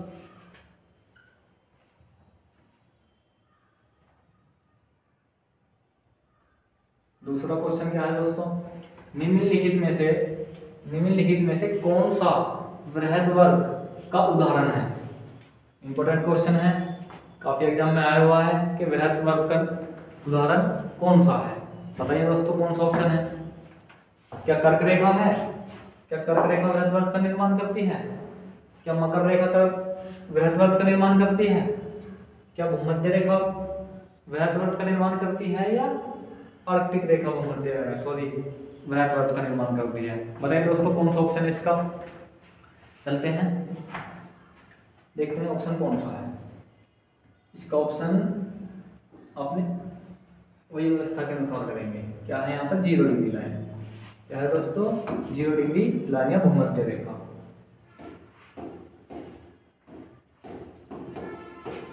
क्या हुआ, भूमध्य रेखा जाएगा, यहाँ से ऊपर क्या जाएगा 23 से 1/2 जो झुकी हुई है उसे कहते हैं हम कर्क रेखा।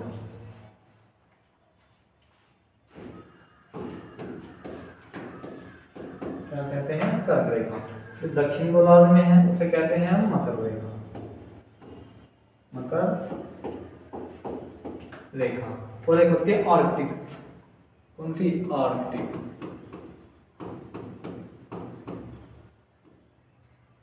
बताइए दोस्तों इनमें से कौन सी रेखा एक वृहद वर्ग का निर्माण करेगी। मैंने आपको बताया था वृहद वर्ग क्या होता है, क्या होता है वृहद वर्ग, मैंने आपको कल थ्योरी में बताया था। कौन सी रेखा वृहद वर्ग का निर्माण करेगी, आपको नजर आ होगा। यदि हम यहाँ से चलेंगे तो क्या होगा, ऊपर का हिस्सा थोड़ा बड़ा निर्माण हो जाएगा। मैंने आपको बताया था क्या होता है वृहद वर्ग, ऐसी रेखाएं जो किसी भी गोलाकृति को 2 बराबर भागों में बांटती हैं। तो बराबर भागों में बटे हुए उसको क्या कहते हैं, उसे हम वृहद वर्ग कहते हैं। कौन सी रेखा इसमें आपको नजर आ रही होगी, क्या आपको कर्क रेखा नजर आ रही है जो ग्लोब को 2 बराबर भागों में बांटती है, नहीं। कौन सी रेखा है, नहीं, कर्क रेखा नहीं है। क्या आपको मकर रेखा नजर आ रही है जो इसे 2 बराबर भागों में बांट रही है, नहीं। क्या आर्कटिक रेखा आपको नजर आ रही है, नहीं। तो कौन सी रेखा बची, मकर रेखा, सॉरी दोस्तों कौन सी रेखा है, क्या मकर रेखा आपको नजर आ रही है, नहीं। क्या आपको भूमध्य रेखा नजर आ रही है जो इसे बराबर 2 भागों में बांट रही हो, कौन सी रेखा है, भूमध्य रेखा, या फिर 0 डिग्री लाइन हम इसे कह सकते हैं। कौन सी रेखा कह सकते हैं, 0 डिग्री लाइन। ये इसे बराबर 2 भागों में बांट रही है, इसका मतलब ये एक वृहद वर्ग का निर्माण कर रही है। तो दोस्तों क्या हुआ, सारे के सारे क्वेश्चन थ्योरी से निकल कर आ रहे हैं। यदि आपने थ्योरी नहीं पढ़ी होती और आपके सामने डायरेक्ट ये MCQ लगा दिए होते तो आप भी खुश होते कि भी डायरेक्ट MCQ करवा दिए, लेकिन आप ना आपके समझ में आते ना मेरे समझ में आते, आप इनको रटने बैठ जाते। तो उस चीज़ से कहीं ज़्यादा अच्छा मैं फिर कह रहा हूँ कि थ्योरी कहीं ज़्यादा जरूरी है MCQ के मुकाबले। MCQ हालांकि हमें थ्योरी के बाद में करने पड़ेंगे। चलते हैं दोस्तों अपने अगले क्वेश्चन पर। क्या है,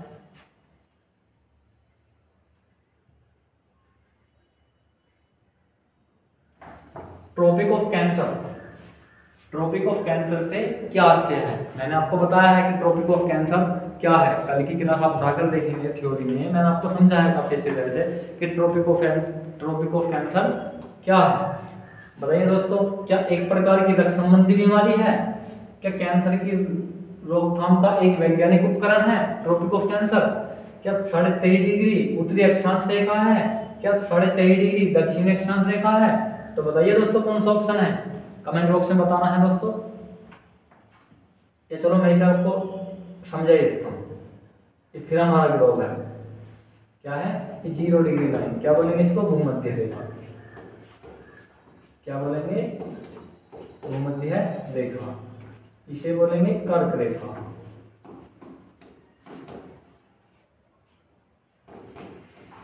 इसे बोलेंगे हम मकर रेखा। ये हमारी 23 से 1/2 स्थान पर लिखी हुई है।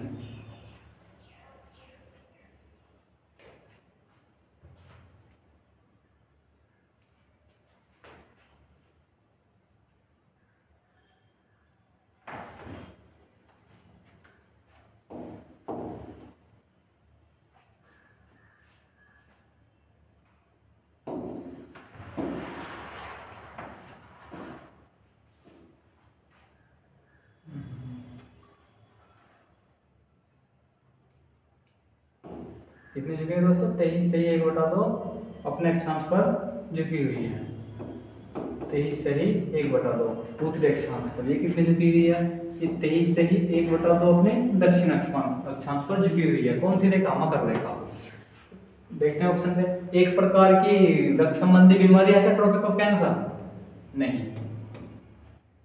कैंसर की रोकथाम का एक वैज्ञानिक उपचार है क्या ट्रॉपिक ऑफ कैंसर? नहीं। 23.5 डिग्री उत्तरी अक्षांश रेखा है क्या ट्रॉपिक ऑफ कैंसर? आप हमारी कल की क्लास देखेंगे तो हमने उसमें आपको बताया है कि 23.5 डिग्री उत्तरी अक्षांश। और देखो इसमें उत्तरी अक्षांश कौन सा है? यहाँ से लेकर यहाँ तक का जो क्षेत्र है इसे हम बोलते हैं सदर्न हेमिस्फीयर। इंग्लिश में बोलेंगे सदर्न हेमिस्फीयर या फिर दक्षिण गोलार्ध। कौन सा गोलार्ध बोलेंगे? दक्षिणी गोलार्ध। इसे क्या बोलेंगे हम? Northern hemisphere. क्या बोलेंगे? नदर्न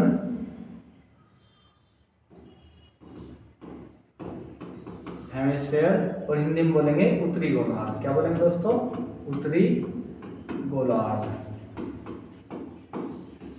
अब बताओ इसमें उत्तरी गोलार्ध में 23.5 डिग्री कौन सी रेखा झुकी हुई है? वो है हमारी कर्क रेखा। क्या ट्रॉपिक ऑफ कैंसर कर्क रेखा का नाम है? जी हाँ, ट्रॉपिक ऑफ कैंसर कर्क रेखा को कहा जाता है। 23.5 डिग्री दक्षिण अक्षांश उसे कहते हैं हम ट्रॉपिक ऑफ कैप्रिकॉर्न। जो हमारी दक्षिण अक्षांश पर रेखा है उसे कहा जाता है ट्रॉपिक ऑफ कैप्रिकॉर्न। तो अगला क्वेश्चन हो सकता है, तो ये भी ऑप्शन भी नहीं है। ऑप्शन कौन सा है? Option number C. चलते हैं अपने अगले क्वेश्चन पर।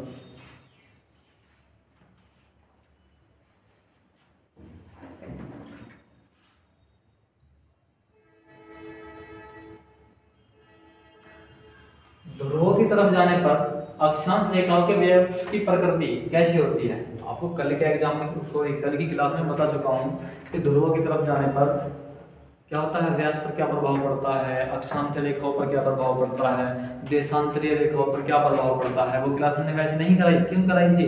क्योंकि इस तरह के डायरेक्ट क्वेश्चन आते हैं उसमें, और हम क्या करते हैं, एक किताब लेकर रटने बैठ जाते हैं। क्या करते हैं?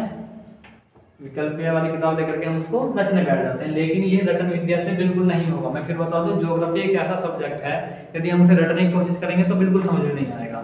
उसके लिए हमें उसके चैप्टर को स्टेप बाय स्टेप पढ़ना पड़ेगा। क्या करना पड़ेगा? उसके चैप्टर को स्टेप बाय स्टेप पढ़ना पड़ेगा। चलते हैं दोस्तों। क्या होता है? ध्रुवों की तरफ जाने पर अक्षांश रेखाओं के व्यास की प्रकृति कैसी होती है? अब ये क्या है? हमारा वृत्त ग्लोब है।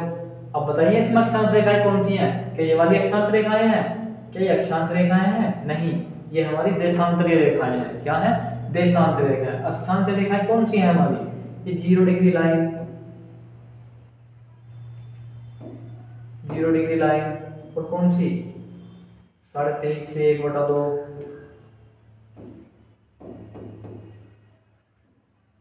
यानी कर्क रेखा, मकर रेखा,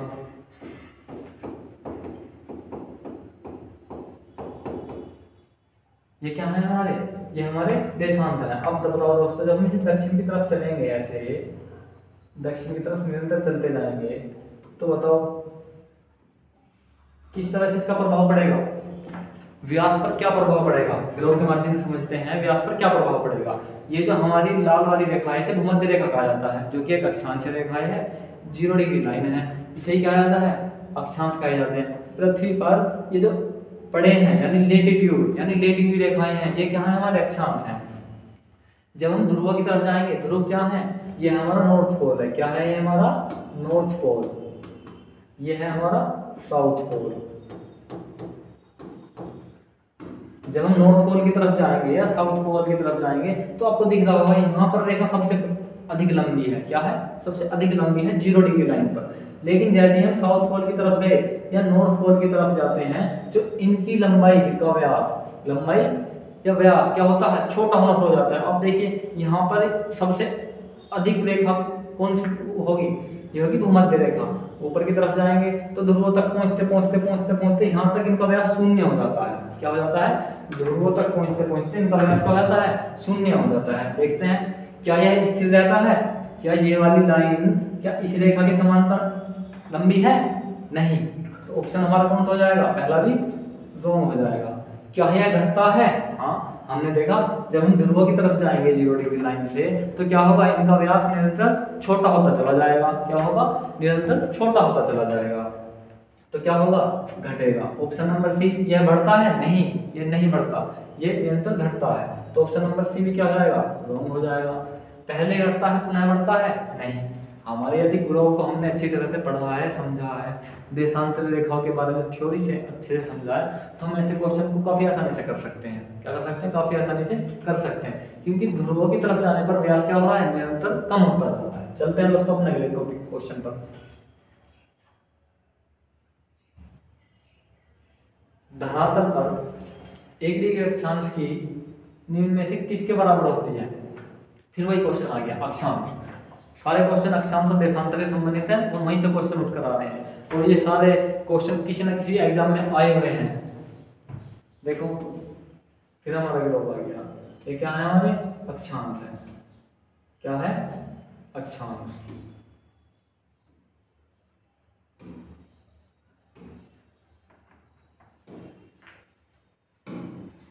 बताओ दोस्तों, क्या इनके मध्य 11 किलोमीटर की दूरी होती है? क्या इनके मध्य 121 किलोमीटर की दूरी होती है? क्या इनके मध्य 21 किलोमीटर की दूरी होती है? क्या इनके मध्य 111 किलोमीटर की दूरी होती है? बताइए। मैंने आपको यही बात कल काफी अच्छी तरह से समझाया था। आपको इस क्वेश्चन का जवाब कमेंट बॉक्स में देना है, इसका जवाब मैं नहीं बताऊंगा, क्योंकि ये मैंने आपको काफी अच्छी तरह से समझाया था। लेकिन मैं यहीं पर आपको एक बात बताना चाह रहा हूं, इनके मध्य दूरी समान होगी, यहाँ पर भी समान होगी, यहाँ भी समान होगी, यहाँ भी समान होगी, और यहाँ भी इक्वल ही होगी।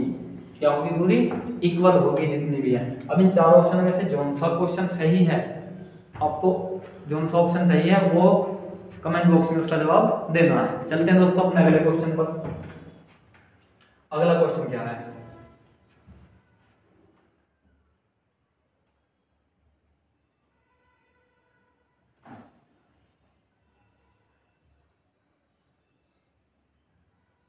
वह काल्पनिक रेखा जो पृथ्वी को 2 बराबर भागों में बांटती है क्या कहलाती है?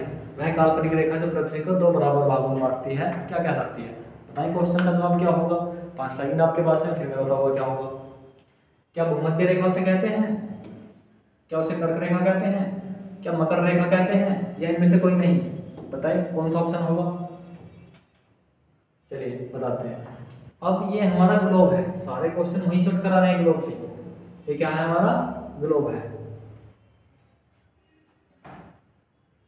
ये हमारी कर्क रेखा है, ये हमारी मकर रेखा है। कर्क, मकर, भूमध्य।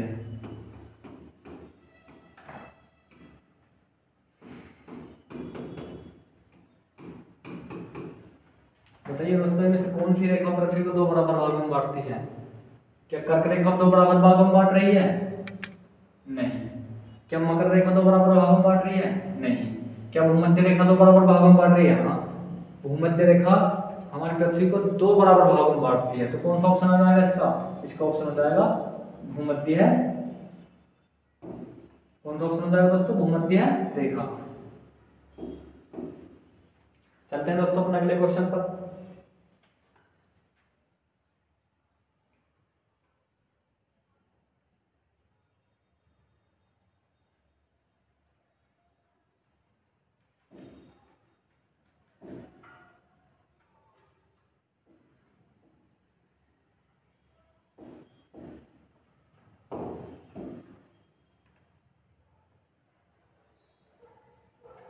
अगला क्वेश्चन क्या है, पृथ्वी पर सबसे उच्चतम तापमान कहां पर रिकॉर्ड किया जाता है? क्या होगा, पृथ्वी पर सबसे उच्चतम तापमान कहां पर रिकॉर्ड किया जाता है? बताएं दोस्तों, कहां पर रिकॉर्ड होगा पृथ्वी पर सबसे उच्चतम तापमान? तो सबसे उच्चतम तापमान के कई पैमाने हो सकते हैं, उसके बारे में बात करेंगे। क्या होगा, क्या भूमध्य रेखा पर सबसे अधिक तापमान होगा? क्या 10 डिग्री उत्तरी अक्षांश पर सबसे अधिक तापमान होगा? क्या 20 डिग्री उत्तरी अक्षांश पर सबसे अधिक तापमान होगा? या 25 डिग्री उत्तरी अक्षांश पर सबसे अधिक तापमान होगा? मैंने आपको कल बताया था कि पृथ्वी की किरणें कहाँ लंबवत पड़ती हैं, कहाँ तिरछी पड़ती हैं। जहां पर पृथ्वी की किरणें लंबवत पड़ेंगी वहां का टेम्परेचर क्या होगा, अधिक होगा। जहां पर पृथ्वी की किरणें क्या होंगी, समानांतर नहीं पड़ेंगी, वहां पर क्या होगा, टेम्परेचर कम पाया जाएगा। तो बताएं दोस्तों, इनमें से कहां पर पृथ्वी पर अधिक टेम्परेचर पाया जाता है? तो बताएं दोस्तों, देखते हैं। ये हमारी पृथ्वी है, भूमध्य रेखा 0 डिग्री लाइन, कर्क रेखा 23 से 1/2, 23 से ही 1/2। क्या 0 डिग्री पर पाया जाएगा? भूमध्य रेखा पर पाया जाएगा, या फिर 20 डिग्री उत्तरी अक्षांश पर, समथिंग यहाँ पर पड़ेगा 20 डिग्री उत्तरी अक्षांश पर, क्या यहाँ पर अधिकतम टेम्परेचर पाया जाएगा दोस्तों?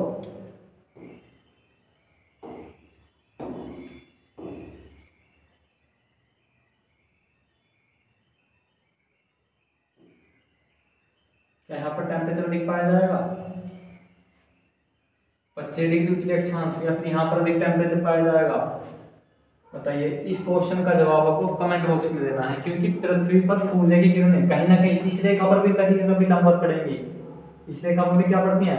कभी ना कभी लंबवत पड़ती हैं, वर्ष में एक बार। इस रेखा पर भी कभी ना कभी वर्ष में एक बार लंबवत पड़ती हैं, और इस रेखा पर भी लंबवत पड़ती ही हैं। तो सूर्य का प्रकाश जहाँ पर लंबवत पड़ेगा वहाँ पर टेम्परेचर अधिक होगा, और चारों ऑप्शन इसमें एक से नजर आ रहे हैं। तो टेम्परेचर अधिक होने का, कम होने का केवल एक सूर्य की लंबवत किरणों से ही नहीं है, उसके कई प्रमाण हो सकते हैं। जैसे वहाँ का भौगोलिक क्षेत्र कैसा है, मृदा वहाँ की कैसी है, मरुस्थल है, या फिर अधिक वन, सघन वन पाए जाते हैं उस क्षेत्र में। क्या पाए जाते हैं? अधिक सघन वन पाए जाते हैं। तो इस क्वेश्चन का जवाब आपको कमेंट बॉक्स में देना होगा। क्या होगा? कमेंट बॉक्स में इस क्वेश्चन का जवाब देना होगा। इस क्वेश्चन को मैं आपको सुबह ही कराऊंगा। चलते हैं दोस्तों अगले क्वेश्चन पर।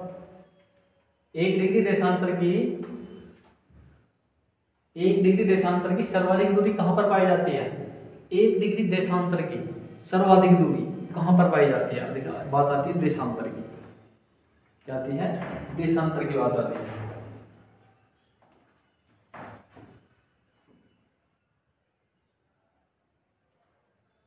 ये हमारा ग्लोब है। अब यहां पर आ जाएगा 0 डिग्री लाइन।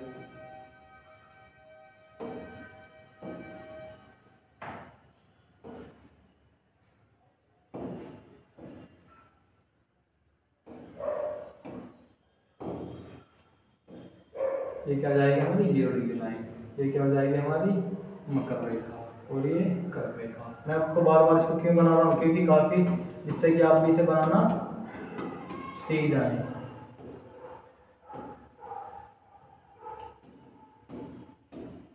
मकर रेखा। तो बताएं 1 डिग्री देशांतर की सर्वाधिक दूरी या फिर सर्वाधिक लंबाई कहां पर होगी? अब देखो, ध्रुवों की तरफ जाने पर इनकी लंबाई क्या होती है? लंबाई या दूरी क्या होती है? कम होती चली जाती है। अक्षांश की तो देशांतर है।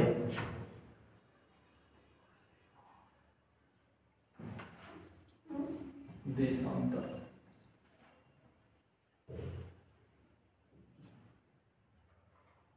क्या हुआ? देशांतर हुआ।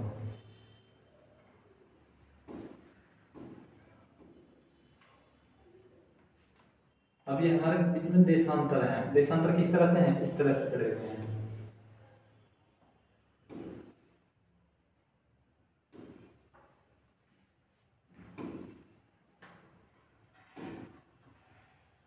अब एक बात बताओ, ये हमारी भूमध्य रेखा है। क्या है? भूमध्य रेखा। ये हमारी कर्क रेखा है, और ये क्या है? हमारी मकर रेखा। कौन सी है? मकर रेखा, भूमध्य और कर्क। बताओ दोस्तों, इन रेखाओं के बीच में सबसे अधिक दूरी कहां पर आपको नजर आ रही है? क्या कर्क रेखा पर सबसे अधिक दूरी नजर आ रही है? देखते हैं। कर्क रेखा पर अधिक दूरी है, भूमध्य रेखा पर। अब देखें, कर्क रेखा पर तो भूमध्य रेखा के मुकाबले इनके बीच में दूरी कम होती जा रही है। क्या मकर रेखा पर इनके मध्य अधिक दूरी पाई जाती है? अब देखो, भूमध्य रेखा पर अधिक दूरी इनके मध्य पाई जा रही है, लेकिन मकर रेखा पर यहाँ के मुकाबले कम होती जा रही है। क्या इनमें से कोई नहीं? दोस्तों देखते हैं, विषुवत रेखा। विषुवत रेखा को क्या कहा जाता है? इसे कहा जाता है भूमध्य रेखा। क्या कहा जाता है? भूमध्य रेखा। मैंने आपको कल की क्लास में बताया था कि भूमध्य रेखा पर देशांतर के मध्य है क्या पाई जाती है? अधिकतम दूरी 111 किलोमीटर की अधिकतम दूरी पाई जाती है देशांतर पर। भूमध्य रेखा पर तो यहाँ पर है, यहाँ से लेकर और यहाँ तक का जो क्षेत्र है, यहाँ पर 111 किलोमीटर की दूरी पाई जाती है। जब हम यहाँ से ध्रुवों की ओर बढ़ेंगे, कहाँ बढ़ेंगे, ध्रुवों की ओर बढ़ेंगे, तो एक समय ऐसा आ जाएगा कि ये देशांतर एक दूसरे को टच कर जाएंगे।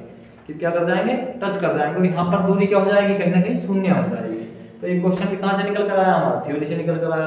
आप यहाँ पर एक चीज देख रहे होंगे कि जितने भी क्वेश्चन हैं वो सभी के सभी थ्योरी से निकल कर आ रहे हैं। यदि हमने थ्योरी पढ़ी है तो हम क्वेश्चन को देखते ही कर लेंगे। चलते हैं अपने अगले क्वेश्चन पर। अगला क्वेश्चन क्या है, कुल अक्षांशों की संख्या कितनी है। बताओ दोस्तों, कुल अक्षांशों की संख्या कितनी है। क्या कुल अक्षांशों की संख्या 66 है, क्या कुल अक्षांशों की संख्या 90 है, या 179 है, या 360 है। बताओ कितनी संख्या है इनकी। बहुत आसान है, देखते हैं। ये हमारा क्या है, ये क्या है, हमारा ग्लोब है। यहाँ पर एक 0 डिग्री लाइन है। अब इस 0 डिग्री लाइन से यहाँ तक, नॉर्थ पोल तक और साउथ पोल तक, मैंने आपको कल ही बताया था, इस 0 डिग्री लाइन से अलग 90 रेखाएं पाई जाती हैं। कितनी पाई जाती हैं, 90 रेखाएं ऊपर पाई जाती हैं, और 90 ही कहाँ पाई जाती हैं, नीचे पाई जाती हैं। 90 ही कहाँ पाई जाती हैं, नीचे पाई जाती हैं। लेकिन दोस्तों 90 रेखा ये इस समेत पाई जाती हैं, और ऊपर ये 90 इस समेत पाई जाती हैं, और ये 0 डिग्री लाइन है, इनसे अलग है। तो 90 ये और 90 ये कितना होगा, 90 और 90 कितना हुआ, 180, और प्लस में एक 0 डिग्री लाइन कितना हो जाएगा, 181। कितने हो जाएगी, 181 हो जाएगी। लेकिन 181 कोई सा भी ऑप्शन नहीं है।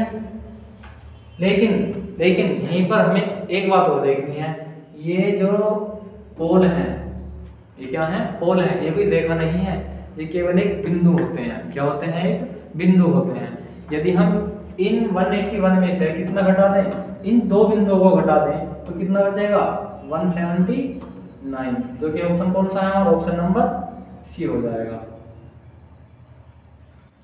कौन सा हो जाएगा हमारा, ऑप्शन नंबर सी। तो ए भी गलत हो जाएगा, बी भी गलत और डी भी गलत। कौन सा ऑप्शन है दोस्तों हमारा, ऑप्शन नंबर सी सही हो जाएगा। चलते हैं दोस्तों अपने अगले क्वेश्चन पर। अगला क्वेश्चन क्या है, यदि ग्रीनविच देशांतर पर रात्रि के 12 बजे, यदि ग्रीनविच 0 डिग्री देशांतर पर रात्रि के 12 बजे हैं, तो 30 डिग्री पूर्वी देशांतर पे स्थित काहिरा, इसमें क्या समय हुआ होगा। अब देखो दोस्तों, 0 डिग्री लाइन है, 0 डिग्री देशांतर है, क्या है, 0 डिग्री देशांतर है। यहाँ पर क्या बजे हुए हैं, 12 बजे हुए हैं, और 30 डिग्री पूर्वी देशांतर, 30 डिग्री पूर्वी देशांतर पर क्या समय हुआ होगा, 30 डिग्री। यदि हम इसे 30 डिग्री पूर्व की तरफ चले, कहाँ चले, पूर्व में चले, कितना, 30 डिग्री। मैंने आपको एक चीज बताई थी कि 30 डिग्री पूर्व में चलने पर क्या होगा, 4 मिनट, क्या बताया था, 4 मिनट बराबर 1 डिग्री के होगा। क्या होगा दोस्तों, 4 मिनट बराबर 1 डिग्री के होगा। मतलब 1 डिग्री की दूरी तय करने के लिए हमें कितना चलना होगा, हमें 4 मिनट का समय का इंतजार करना होगा। 1 डिग्री देशांतर को चलने के लिए 4 मिनट का इंतजार करना होगा। तो हमारे पास में देशांतर कितने हैं, 30, कितने दिए हुए हैं, 30 देशांतर दिए हुए हैं। तो 30 देशांतर बराबर क्या हो जाएगा, 4 गुना 30, तो कितना हो जाएगा, 120 मिनट बराबर कितना हो जाएगा, 30 डिग्री। मतलब 120 मिनट बराबर कितना हो जाएगा, 30 डिग्री का हो जाएगा।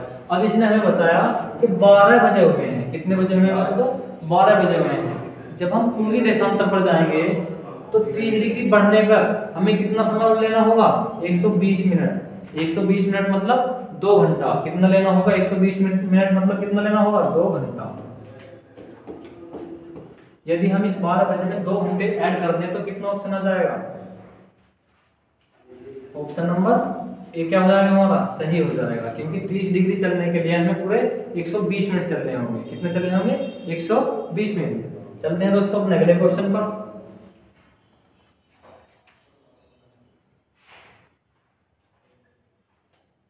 ग्रीनविच पर समय मध्याह्न 12 बजे है, तो 50 डिग्री पूर्वी देशांतर पर स्थित एक स्थान पर क्या समय हुआ होगा। दोस्तों ये आपका होमवर्क है, ये क्वेश्चन आपको, इसका जवाब हम कहाँ देना है आपको, कमेंट बॉक्स में। कहाँ देना है दोस्तों, कमेंट बॉक्स में देना है। क्या देना है इसका आंसर आपको, कमेंट बॉक्स में देना है, क्योंकि इससे पहला क्वेश्चन ये मैंने अभी कराया हुआ है, ये क्वेश्चन आपको कमेंट बॉक्स में देना है। चलते इससे अगले क्वेश्चन पर। उत्तरी प्रशांत महासागर में स्थित अंतरराष्ट्रीय तिथि के विचलन का कारण क्या है। हालांकि दोस्तों ये चीजें मैंने अभी अंतरराष्ट्रीय तिथि रेखा नहीं पढ़ाई है, मैंने आपको अंतरराष्ट्रीय समय रेखा पढ़ाई है। हालांकि फिर भी मैं इसके बारे में आपको बता दूं, जब आप 180 डिग्री पूर्वी या पश्चिमी जाएंगे, ये क्वेश्चन आपका अगले टॉपिक का है जो कि आपको अगली क्लास कल चलेगी, फिर मैं आपको बता दूं। तो यहाँ पर जो हमारा क्षेत्र है रशिया, इसको बोलते हैं रूस बोलते हैं, और यहीं पर एक देश है अमेरिका, अमेरिका का क्षेत्र पड़ता है अलास्का। क्या पड़ता है, अलास्का। और ये क्या होता है, यहाँ पर आता है रूस। तो इन दोनों देशों के मध्य से 180 डिग्री मतलब अंतरराष्ट्रीय तिथि रेखा आई हुई है। अब इस तिथि रेखा के बारे में हर कल हम डिटेल से पढ़ेंगे। जब हम यहाँ से निकलेंगे तो यहाँ से निकलेंगे, इसके एक साइड से दूसरी साइड में जाने पर एक तिथि का परिवर्तन हो जाता है। क्या हो जाता है, एक तिथि का परिवर्तन हो जाता है। इसी कारण, इसी तिथि परिवर्तन के कारण बचने के लिए जब अंतरराष्ट्रीय तिथि रेखा का निर्माण हो रहा था तो रूस वालों ने कहा कि अल्यूशन द्वीप यूएसए, यानी अल्यूशन द्वीप यूएसए के लिए उसका थोड़ा बहुत परिवर्तन इस तरह से कर दिया गया। अल्यूशन द्वीप जो है यूएसए का, वहां से हुआ। तो अल्यूशन द्वीप कहाँ हुआ, यहाँ से हुआ। तो कौन सा ऑप्शन आएगा इसमें, अल्यूशन द्वीप। अल्यूशन द्वीप यूएसए के लिए इस तिथि रेखा को थोड़ा तिरछा कर दिया गया था, और दो क्षेत्र यूएसए के हैं, सॉरी रशिया के हैं, जिनके लिए इसका परिवर्तन किया गया था। इसके बारे में हम कल डिटेल से बात करेंगे। चलते हैं इससे अगले क्वेश्चन पर। ये इस टॉपिक का क्वेश्चन नहीं है, फिर मैं आपको बता दूं, इसका ऑप्शन नंबर बी सही हो जाएगा। बहुत ज्यादा फेवरेट क्वेश्चन दोस्तों, ज्यादातर एग्जाम में आता है। भारत का प्रमाणिक मानक समय किस देशांतर से लिया गया है। भारत का प्रमाणिक मानक समय किस देशांतर से लिया गया है। अब प्रमाणिक देशांतर समय किस देश से लिया गया है, देखो दोस्तों, ये क्या है हमारा,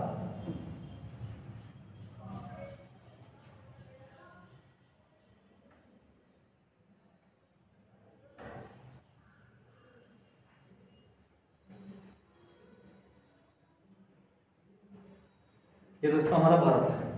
क्या है हमारा भारत। और यहीं पर एक प्रदेश पड़ता है उत्तर प्रदेश। कहाँ पड़ता है, उत्तर प्रदेश। यह समथिंग इस तरह से करके यहीं पर एक प्रदेश पड़ता है उत्तर प्रदेश। तो यहाँ पर एक शहर है उत्तर प्रदेश का, इसे कहा जाता है, इसे कहते हैं इलाहाबाद। क्या कहते हैं इसे, इलाहाबाद।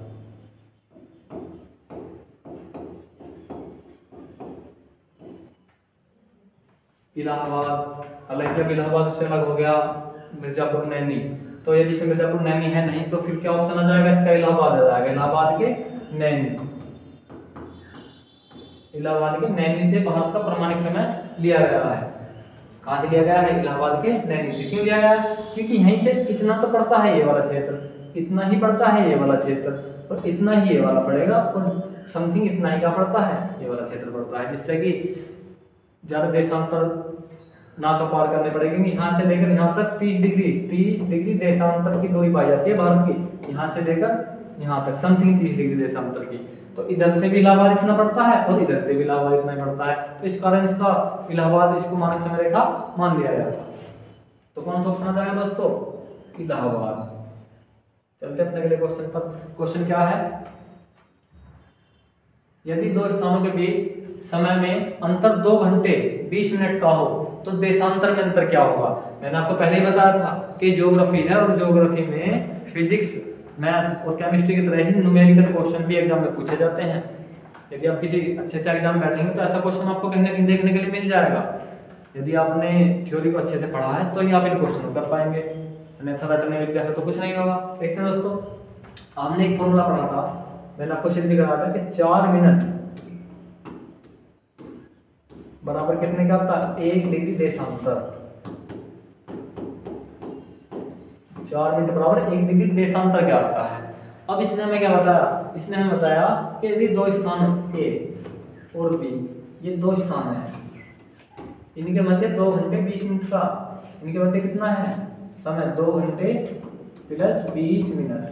अब घंटे के लिए मिनट में बदलेंगे तो कितना हो जाएगा 120 मिनट, कितना हो जाएगा 120 और प्लस में 20 मिनट, ये वाली टोटल मिनट कितने हैं दोस्तों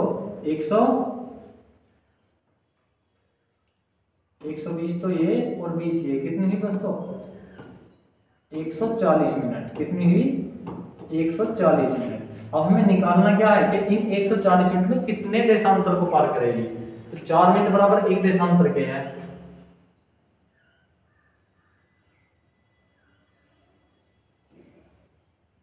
तो 1 मिनट बराबर कितने का आ जाएगा 1/4 देशांतर। हमें यहाँ पे काय का मान निकालना है 140 का, कितने का निकालना है 140 का, तो 140 की इधर भी गुना करो इधर भी, तो 140 मिनट में कितने देशांतर होंगे बराबर 1/4 गुना 40 140। अब 2 से काटो तो कितना जाएगा 70, 2 से काटेंगे 2 बार, 2 से काटेंगे कितना है 35, मतलब 140 मिनट में कितने देशांतर पार करेंगे 35।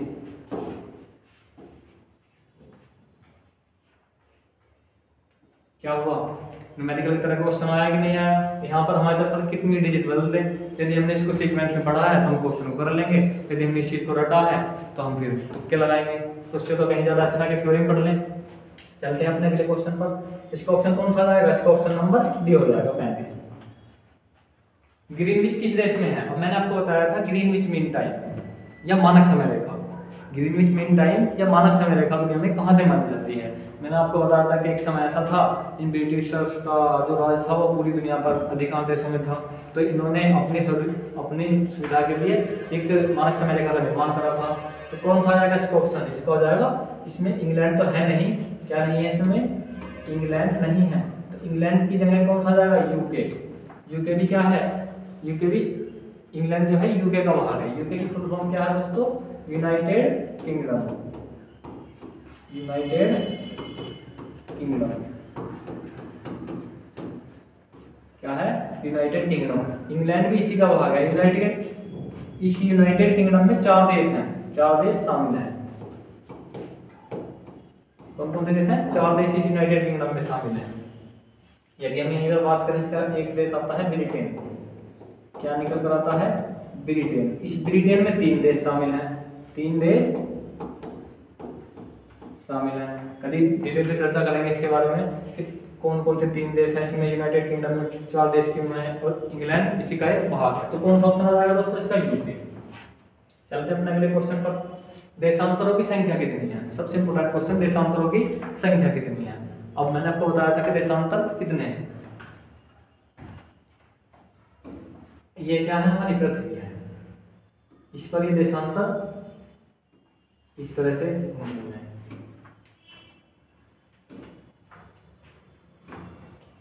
बताओ दोस्तों कितनी है कमेंट बॉक्स में।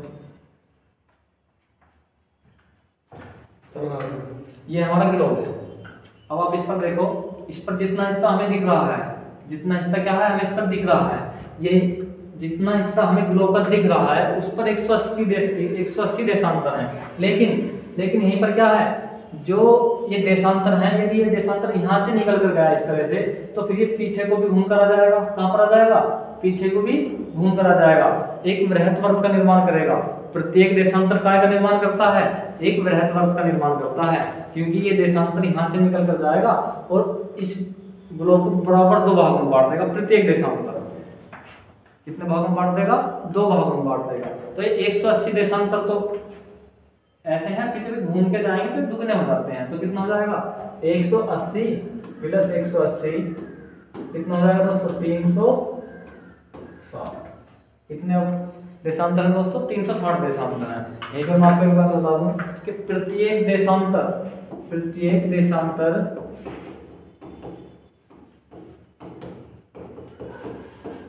वृहत वर्त का निर्माण करता है, प्रत्येक देशांतर वृहत वर्त का निर्माण करता है, जबकि केवल और केवल एक 0 डिग्री लाइन यानी भूमध्य रेखा। यदि हम अक्षांश में बात करें तो भूमध्य रेखा, ओनली भूमध्य रेखा वृहत्वर्त का निर्माण करती है। का निर्माण करती है? वृहत्वर्त का निर्माण करती है, जबकि प्रत्येक देशांतर वृहत्वर्त का निर्माण करते हैं। चलते हैं दोस्तों अपने अगले क्वेश्चन पर। क्या है विषुवत रेखा के समानांतर कल्पित रेखाएं क्या कहलाती हैं? अब देखिए विषुवत रेखा, विषुवत रेखा मैं आपको फिर बता चुका हूं, अभी हमने बताया था कि ये विषुवत रेखा है, इसके समानांतर ये रेखाएं चल रही हैं। क्या कहते हैं दोस्तों, जो रेखाएं चल रही हैं इन्हें क्या कहते हैं? इन्हें कहते हैं देशांतर। तो ऑप्शन नंबर कौन सा जाएगा? बी आ जाएगा, देशांतर कहिए, सॉरी देशांतर नहीं, अक्षांश कहे जाते हैं दोस्तों। क्या कहे जाते हैं? 0 डिग्री रेखा के समानांतर अक्षांश रेखाएं कही जाती हैं। कौन सी कही जाती हैं दोस्तों? अक्षांश रेखाएं। चलते हैं अपने अगले क्वेश्चन पर। पृथ्वी के उत्तरी ध्रुव एवं दक्षिण ध्रुव को मिलाने वाली रेखा क्या कहलाती है? पृथ्वी के उत्तरी ध्रुव और दक्षिण ध्रुव को मिलाने वाली रेखा क्या कहलाती है? अब बताओ, यहीं पर एक ये रेखाएं हैं, प्रत्येक रेखा घूमकर कहां जा रही है? उत्तरी ध्रुव यानी नॉर्थ पोल, नॉर्थ पोल, और कौन सा जाएगा? साउथ पोल।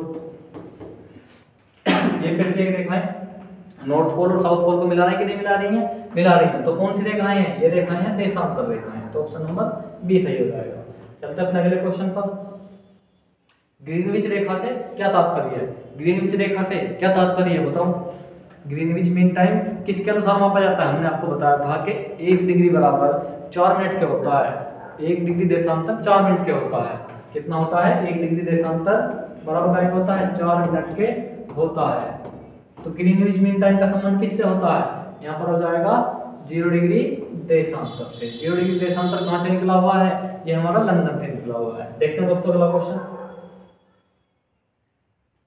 तो दोस्तों मैं ज्ञानेंद्र धारिया, मैंने आपके आज ज्योग्राफी से संबंधित ये एमसीक्यू कराए और थ्योरी कराई। आपको कैसा लगा कमेंट बॉक्स में बताना है।